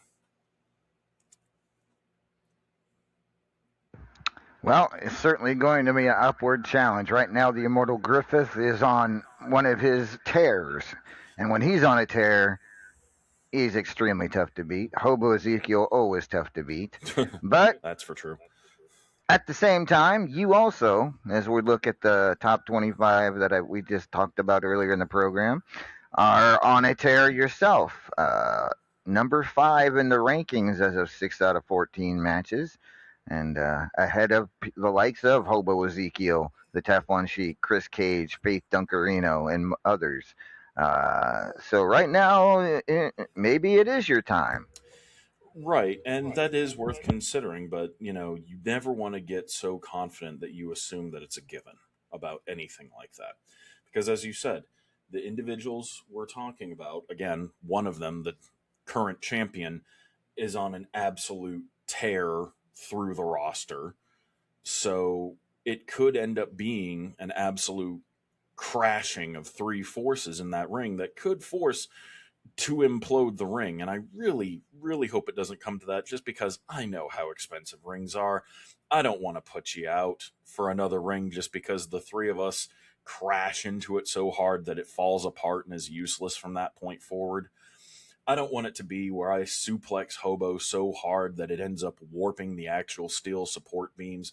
Griffith tries to drive me on my head so hard that it snaps support beams in half. Just absolutely bonkers crap like that. I don't want to have to be like that. So, I don't know, maybe look into more rings. Maybe that's the solution. I don't know. But, it's very possible. It very really is possible that this could be the biggest moment of my career. There is a very real possibility this is my one and only chance at this belt, at any belt. I have to live with that possibility, but I have to work to make sure that that's not exactly what happens. You understand? And that's why I'm putting in all the work and effort now, because if I do only get this one shot, I'm going to make it pay off.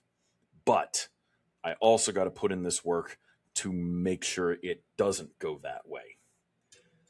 And then here's the thing, too. Look at the people we're beating on these tears, the people that we're facing. These are current champions. These are, former champions, current, first ballot Hall of Famers along the way as well. So I'm already going out there and postering people. I'm already going out there and making a legacy. Remember, consider briefly for just a moment, a couple weeks ago on one of the trash talk round robin matches was against the man I could have been facing for his title if I hadn't gotten in the middle of Blake Bradley's story, as you may recall. Iceman Jer. And I had a match with him during a trash talk rankings match, and I think it was a really good match, and I might be a little biased because I did, as we see in the rankings, come out on top of that. So if the title's on the line, maybe it goes out a little different. I would not be against exploring that possibility at some point, or even starting to put my own name out there to get at some of these challenges, since apparently in some cases that's just something one can do. So, I don't know. Maybe. So, what it is right now, I am focused, laser focused, like Griff's hauntingly laser-like eyes on this poster. Seriously, what is that about? They're just very blue. So he's just one of those blue-eyed guys that stares at you like real spooky, creepy like. That's just the way he is. I mean, I don't know if I would call it spooky, creepy, but he does have very blue eyes. I mean, I have blue eyes too, but not that blue. Jeez. Don't look at me. I've got green eyes. Well, yeah, that's evident for all the world to see as well. All right. Well, Jason, good luck to you in that Triple Crown match. You got 3 weeks to prepare for the biggest match of your career, your RAWF career to date. And who did we say you had? Who did Randy say you had tomorrow? Oh, yes, Wildfire. So have fun with that as well. And also another Hall of Famer that you standing in your way tomorrow here in San Juan. What's your goodies, Wildy? Excuse? Everyone out here talking about getting permission slips signed. Don't look at me. Madam, please. I mean... You started this. I did, and how it finishes is all up to all consenting parties. All right. Any final thoughts for us, Seismo, or anything you would like to ask Seismo, man? I do have a small grievance, actually, boss. Just a small one, and it's to do with the actual place we're having our event. So, quick question: why Stadio Azteca exactly? Say what? Why Aztec Stadium? Oh, because it's big and will house a lot of people. And that's all Make a well lot and of good. money. We Make a lot of De Niro. that's all well and good, but at the same time, I just got in. I just got clowned on by my mentor Johnny Winston because I told him I was working in Mexico City, and I told him I was going to get to do the one place he never got to work down there, which was the cradle of lucha libre, Arena Mexico, the place for lucha libre, triple A, CMLL. They've all run shows there. These are some of the best and baddest in the lucha game. And I was going to get to work it, and he never did. And neener, and now you've made a fool of me. And he has sent me back the neener, and I'm holding you responsible for this, boss. Okay, first of all, I am not responsible for Neeners. Okay, I do not take responsibility for any Neeners that you may endure in your RAWF career. So, and second of all, as I said, Aztec Stadium can house bueno amounts of people, which means mucho dinero in my I'm going to hand. start passing around a petition for Bossman never to speak Spanish again. I'll sign that. Hey, You heard me, Bossman. ¿Cómo se dice in Espanol? Where's Bacon when we need him? He'd be embarrassed of all of us right now, I think. At any rate, Jason, good luck to you tomorrow against Wildfire, and we'll talk more about the big matchup at Tropical Aggression in the coming weeks. We will. You have a good evening, sir. Take care, boss. Take care, Maeve. That was Seismo, Jason Seismo Richter, whatever. And yeah, I mean, he's got a tough one at Tropical Aggression. He kind of drew the short straw, in my opinion, Maeve. I mean, I always prefer not to have to face English with a belt on the line when I can help it. I mean, true enough, but then I mean, throw Hobo into the mix, and I mean that just adds to the difficulty level, no doubt about it. But we'll find out if he walks out of Mexico City with that Triple Crown championship. It will certainly be the biggest. I don't know if it'd be an upset per se, but it would certainly be a catapult of sorts to his RAWF career.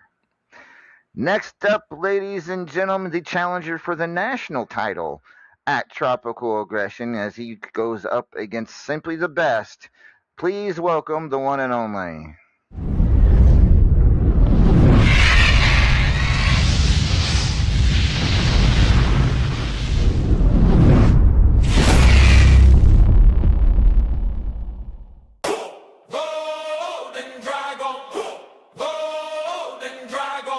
One time for the people in the rafters. One time for the ones that they laughed at. Yeah. Yeah. Walking down the ramp, gold scales on my back. Every step heavy like I'm dragging all the past. They said know your place. You a footnote kid, now the headlines.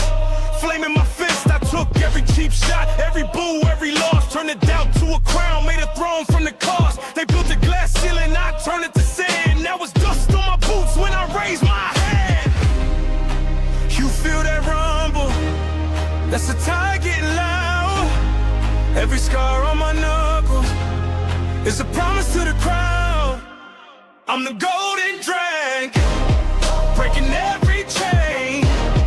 From the nosebleeds down to the barricade, they chant my name.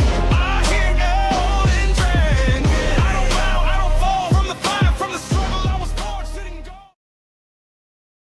Ladies and gentlemen, he is the Golden Dragon. He is Kenta. Good evening, Kenta. Good evening, Lord Amadeus, Miss Maeve. How's everybody doing tonight? Not too bad, not too bad. Kenta, welcome to Puerto Rico.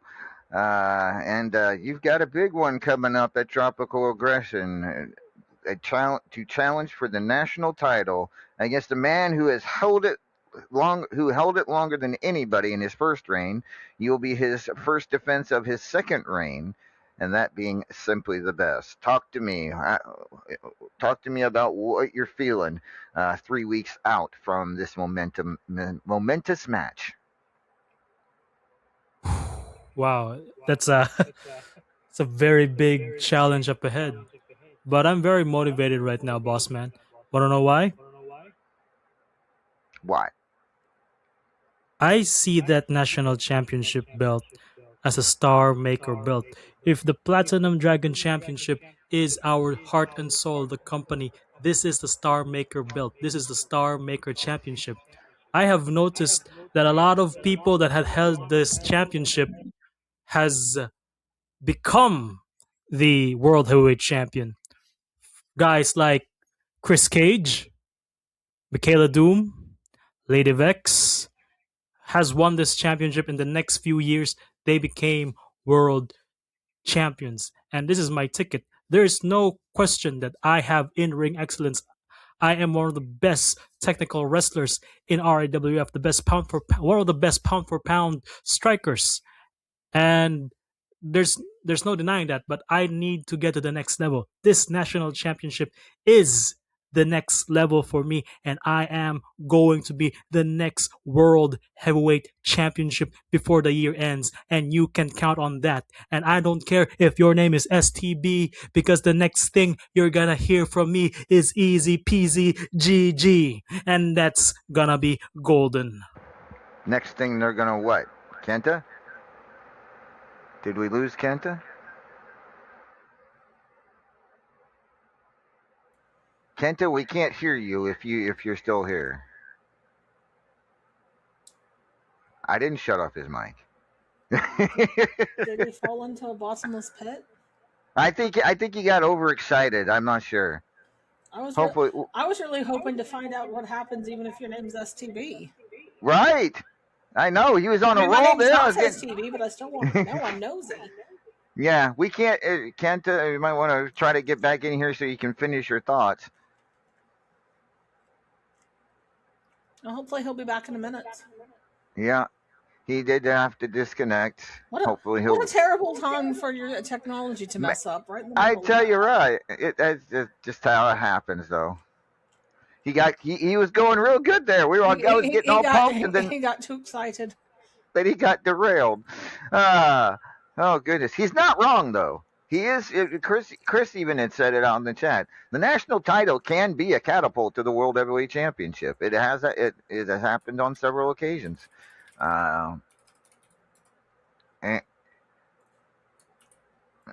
So he's not wrong about that. And yeah, he's definitely looking for that World Heavyweight Championship, because you just look at the rankings from earlier. He's at number 4. I don't know that he's ever been that high before, even in a progress report. So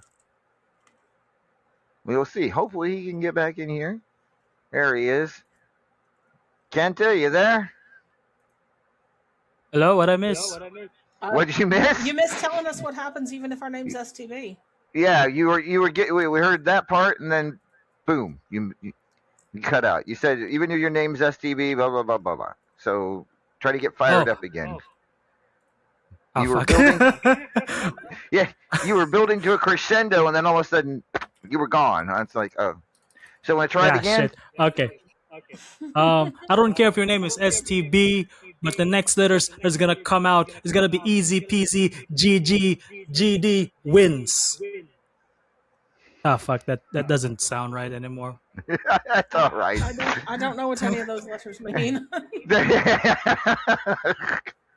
Well, while you were missing in action there for the few minutes, we were talking about how you said you're going to be the next world heavyweight champion. We did hear that part. And right now, I mean, you are looking fairly decent in the rankings. At number 4, I don't believe we've ever seen you that high in a progress report. Certainly not in final rankings before. So you're definitely motivated this period. I can tell that much. 6-0 start, and you're right up there with Paragon and Griffith and Lee Legends. So it is still possible. You could get into that number 1 contender spot, which would uh, be very interesting to say the least. So yeah, STB could definitely be a stepping stone, but then again, if he hears that, he might, yeah, he might get the extra motivation. If you know what I'm saying. Well, we're all motivated. He's motivated to keep that championship. He's synonymous to that championship belt. If you hear national championship, it's STB. But the fact of the matter is this: I'm also motivated to avenge my AD brother Denzel, because Denzel lost the championship to him, and I want to avenge my brother in arms. That was my motivation at first, like avenge my brother's loss. But Hmm. the fact is, when I saw the number of people that held this championship and became world champion, it also got me motivated right now, that because I really need to be the next world heavyweight championship. As I've told you, this is one of my goals in RWF. I've been a platinum dragon champion. I'm gunning for the men's championship at some point, and I want to be the world heavyweight championship or the world heavyweight champion. So yeah, I'm when the golden dragon is locked in, he is locked in, and he doesn't care what he has to go through his path. He's going to beat everybody or smash every wall that he needs to.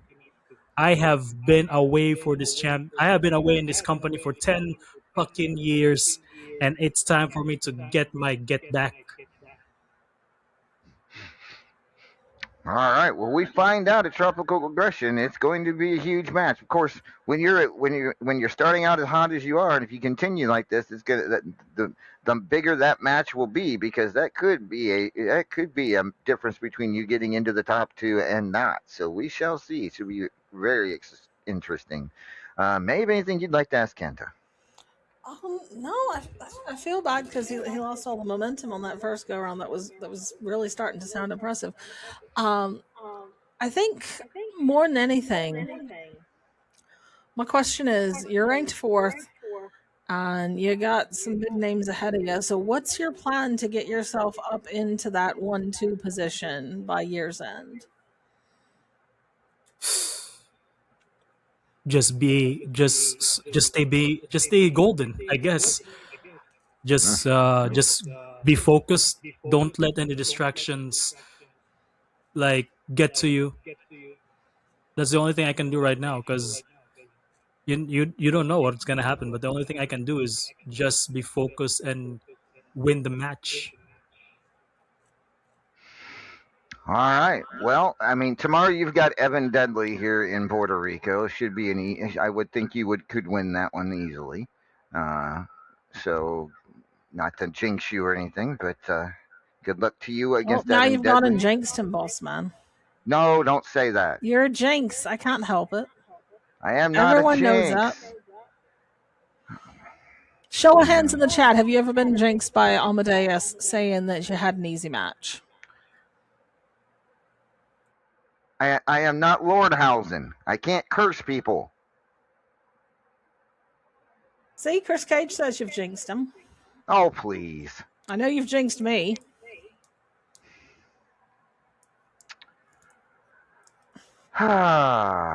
Bossman's just sitting here. You are cursed.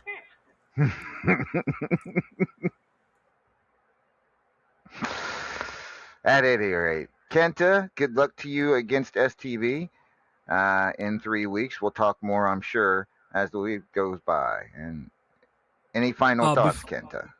Before I go, I'd like to give challenge to Lars and Lars. One of the reasons why I locked in on Enigma and beat the ever living shit, because Lars injured me in the backstage. He attacked me. If you guys noticed, and he said that it's not over between us. So I'm gonna lay down a challenge to you, Swedish werewolf or wolf, doesn't matter what it is. But the fact is, you and me, unfinished business. It's true, and a triple aggression. We're gonna get our aggression on in a full bar city match, and that's going to be golden. Have a great day, everybody. Have a golden night to you, Lord Amadeus, Miss Maeve, the Golden Dragon out. All right, so the challenge out to Lars Hellstrom from the Golden Dragon for a Fubar City street fight. I'm assuming that'll be hopefully next week if Lars does indeed answer. He just said it. We're going to be at Tropical Aggression, Bossman. Oh, at Tropical Aggression. Boy, goodness. All right, fine. I guess we still have to get an answer though, right? I mean, we still have to get Lars to agree to it, but that gives us more time. All right, good to know. So we will get to that. All right. So that all being said, pardon me. There we go. All right. So 3 weeks out from Tropical Aggression, we have a possible Fubar City street fight between Kenta and Lars Hellstrom. Somebody who hopefully will accept your challenge for a Fubar City Beach Brawl. I'm sure if Vacant were here, he would. I know Vacant would be chomping at the bit to accept that, but no. I think he more likely would hope for another redhead to accept the challenge. we got a few, but I think most of them are spoken for. I don't know. There's Cougs, Tigress. There's a few of them out there. We'll see. I mean, there's also some redheads I don't think he'd care to see so much. Like, I don't think he'd be best pleased if Hobo accepted my challenge. True. At any rate, so we got that. And yeah, so we will hopefully get an answer to that and more as the weeks go. But Maeve. By the way, Tigress is taken. I'm not talking like they have. I'm not saying I know she's taken, but I mean her dance card for Tropical Aggression's not full, right? Roger that. Gotcha. I was Okay. talking about taking redheads. Well, for that matter, Cougs is taken. So yeah. I think Sibel and myself might be the only female redheads around here who aren't married. Right. I mean, allegedly, Chris, unless you know something we don't. Which by all means, if you want to come on and spill tea. I do purely love gossip. I think we all do. Yeah, Chris, come on here. You got to. I want to hear your take on Lee Legend, since you'll be fighting him for the Platinum Dragon Championship. That would be all right. Yeah. We got time. If you got the time, we've got the beer. Well, at least RA has the beer. We owe at the time. RA's always got the beer. Right, exactly. I've always got the beer. Can I make an offer for something, LA? What's that? I'm going to make an offer for everyone, but except for Chaz this week, because it backfired on me last time. But if anyone wants a motivational speech, I'm 3-0. You are 3-0. You are right. This could be if this keeps up, we might have to have you on every week for a segment, just to give somebody random in RAWF a pep talk. That sounds good. I'm ready to do it. So anybody that needs some motivation, I can definitely supply it.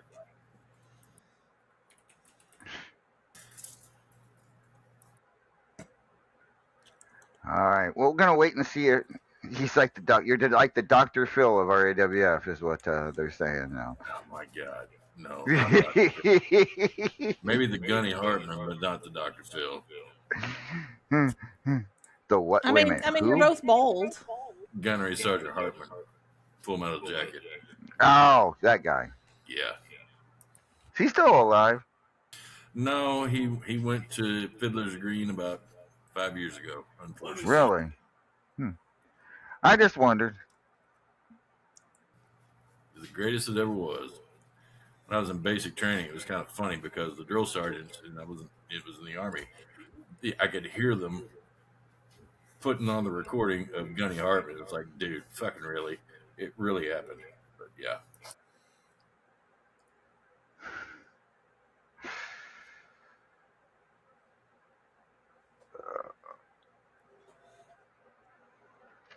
At any rate, we'll see if Chris gets in here. Sometime before the heat death of the universe, Chris. Yes. Well, I mean, just give him a sec. He'll.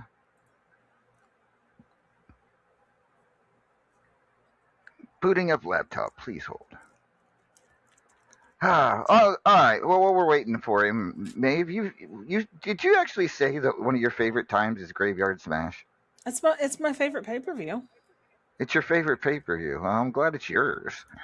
I Certainly mean, not mine. I understand why.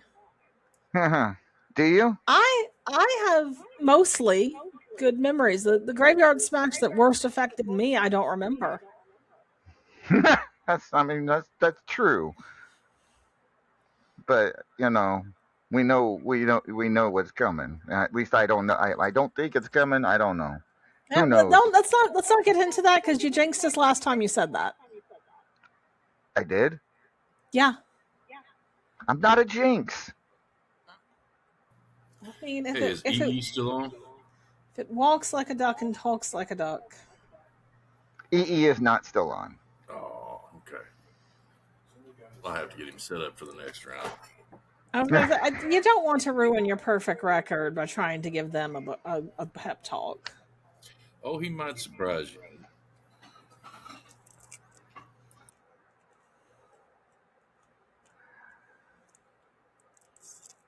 I'm betting underdog. I'm betting on EE. Nothing against his side. It's just, I think it's EE time. Yeah, we didn't get to have Graveyard Smash last year. That's true. Hopefully, knock on wood, that won't be a problem this year. Don't say I jinxed it.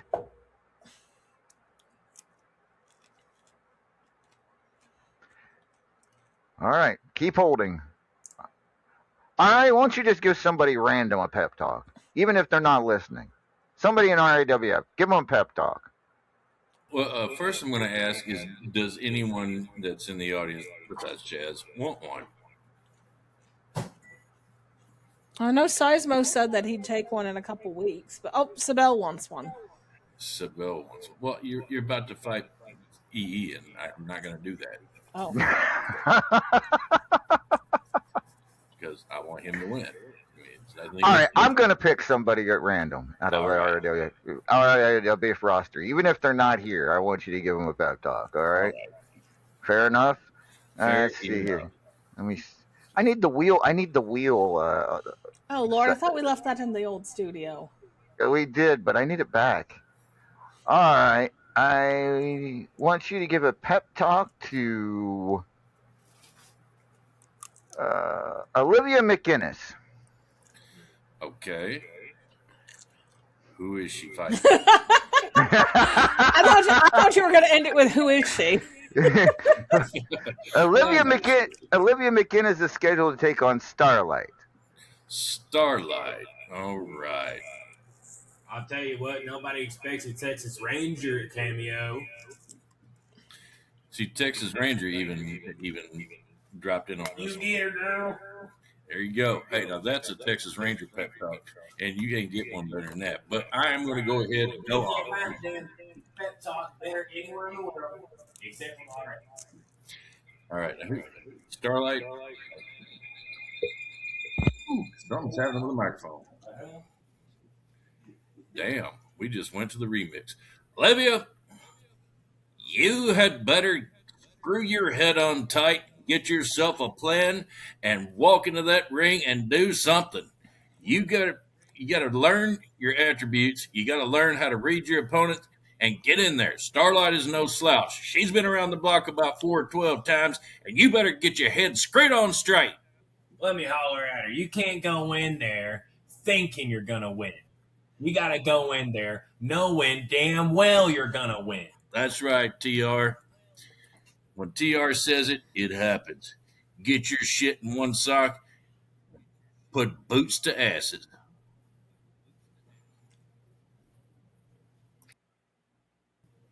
You even got the echo. Yeah. Well, I hope Olivia benefits from that. I do too. The echo is actually coming from our next caller. If they could.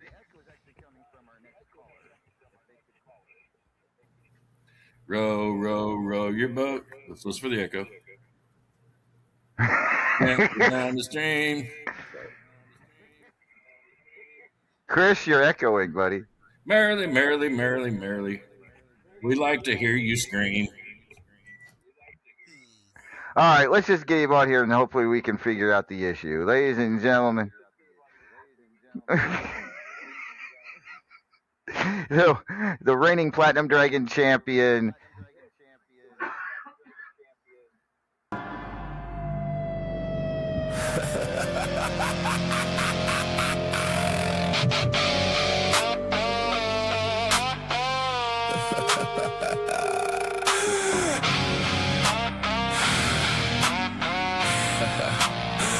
Chris Cage in the smoke, broken glass on his boots. They say he left bodies, heard those rumors are true. He wore that empty stare like a crown made of rust. If you got in his lane, you got cut into dust. No remorse in his chest, no prayer on his tongue. Every bridge he crossed turned to ash when he's done. They called him a bad man, called him violent and cold. Every soul in his path got healed and sold. He hears the names at night like chains on the floor. Tries to be a better man, but the past once more. He clenches both fists till the knuckles go white. There's a beast in his shadow and he knows how to bite. One by one you all shall fall. Ladies and gentlemen, the Pillar, Chris Cage, your reigning Platinum Dragon champion, is here. Good evening, Chris.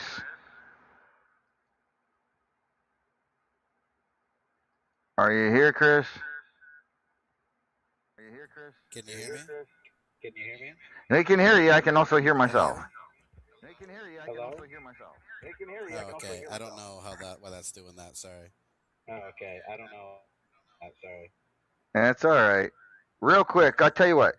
Do a promo against Elite Legend, and we'll call it even. All right. Can you do a promo against Lee Legend? Is that what you said? Yep. Hello? Yep. Okay, sorry, there's a little bit of a lag here. Okay,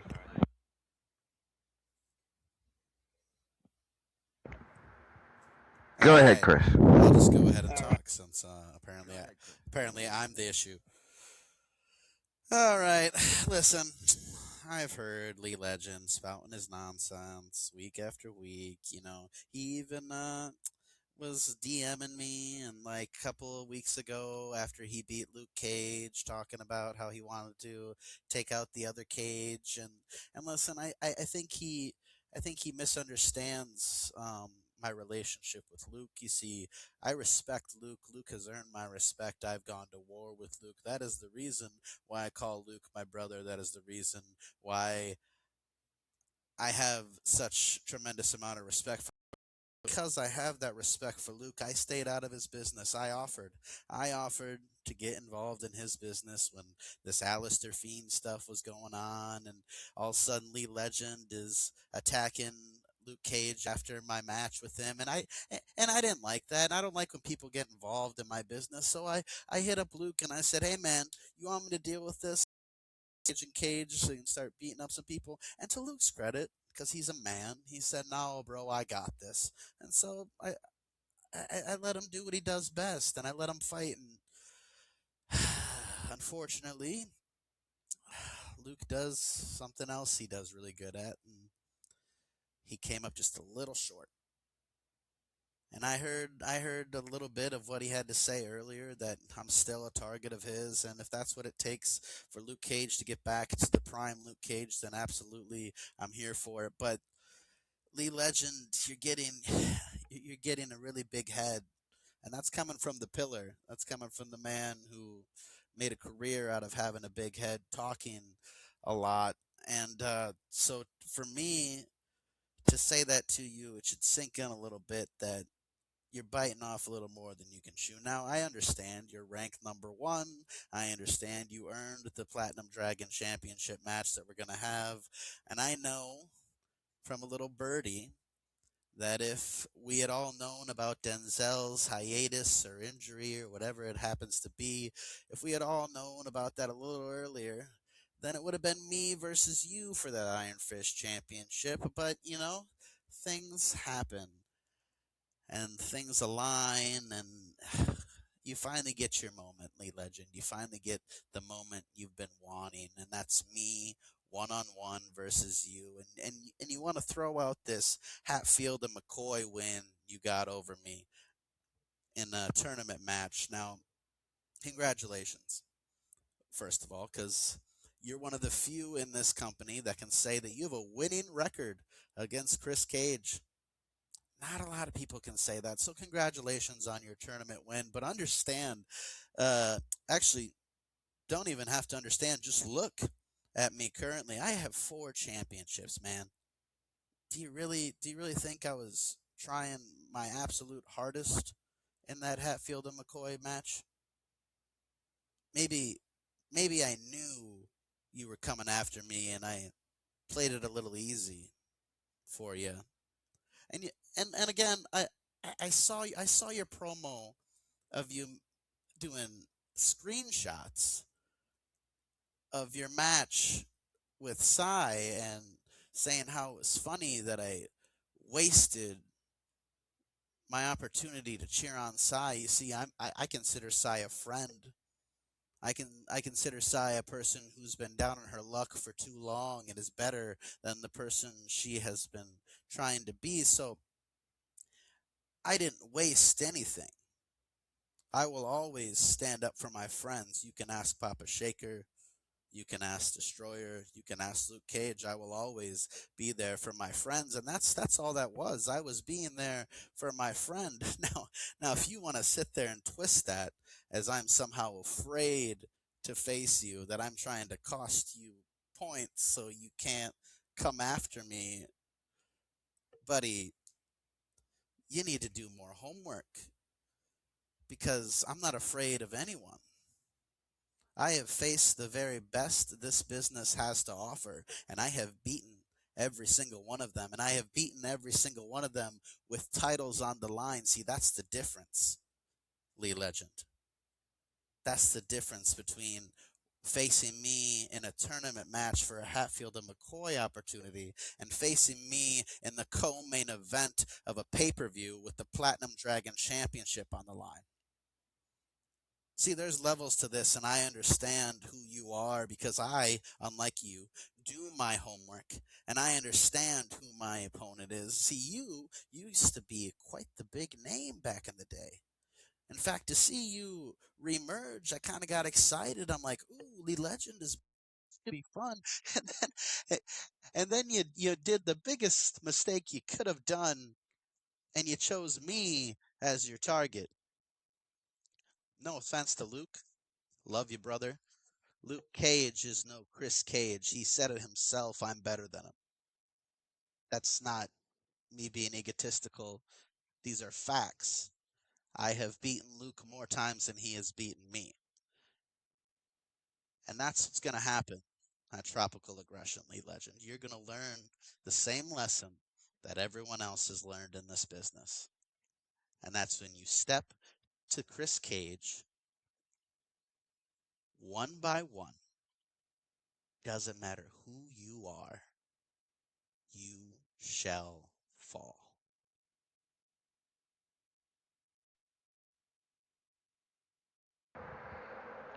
All right, you heard from the Platinum Dragon champion, ladies and gentlemen, the Pillar, Chris Cage, on his thoughts on facing the legend at Tropical Aggression. Thank you, Chris. Appreciate your time. Absolutely. And when do I get my shout out from RA? I want a pep talk. I mean, I don't need one. All right, do you want to oblige the man and give him a pep talk? All right. So, are you ready, Chris? Oh, I was born ready for this. You were born ready? Are you sure the best part of you didn't run down the crack of your mom's ass and end up a brown stain on the mattress? Or are you ready to take down the legend? You goddamn right. You better reach one hand in one pocket and the other hand in the other pocket, and they better not meet before they run into something. You better get your stuff screwed on right, and you better grab a hold of what you need to grab a hold of and take this guy down. He is no joke. You better be on your damn game, or you're going to be looking up at the lights. Do you understand me? Sir, yes, sir. Roger that. Carry on. Oh my god, he's good at those. Alrighty then. If I wasn't Thank you, excited Chris. for Tropical Aggression before, I am now. Mission accomplished. All right. Maeve, what did I'm we just lagging witness? and being all weird, so I'm gonna dip. You guys have a great night. Yeah. You too. I have absolutely no fucking idea. I have no idea either. All right, and on that note, ladies and gentlemen, just a reminder, tomorrow night, Superstars live from here in San Juan, Puerto Rico, the main event for the Hatfield-McCoy contendership, Claymore versus Sassy Applebee's, as well as Superstars Championship, Psy versus the Extreme Enigma, and quite a few other interesting matches. Real quick, touch on the Paragon of Greatness versus Lee Legend. That one could be a very influential match in the final rankings. Maeve, any quick thoughts on that? I think it's going to be real interesting because after tomorrow, one of them's not going to be undefeated anymore. That's true. Very true. There will be a lot on the line between those two in that match tomorrow. And certainly looking forward to Superstars. We will return next week, ladies and gentlemen, and have more Tropical Aggression news. I believe we may even. I believe our favorite taco vendor may return next week. May. I certainly hope so. No, I certainly do too. We'll find out. All this and much, much more next week right here on the RAWF Radio Network. This for Maeve O'Hare, I'm Lord Amadeus. This has been RAWF After Hours. Good night, everybody.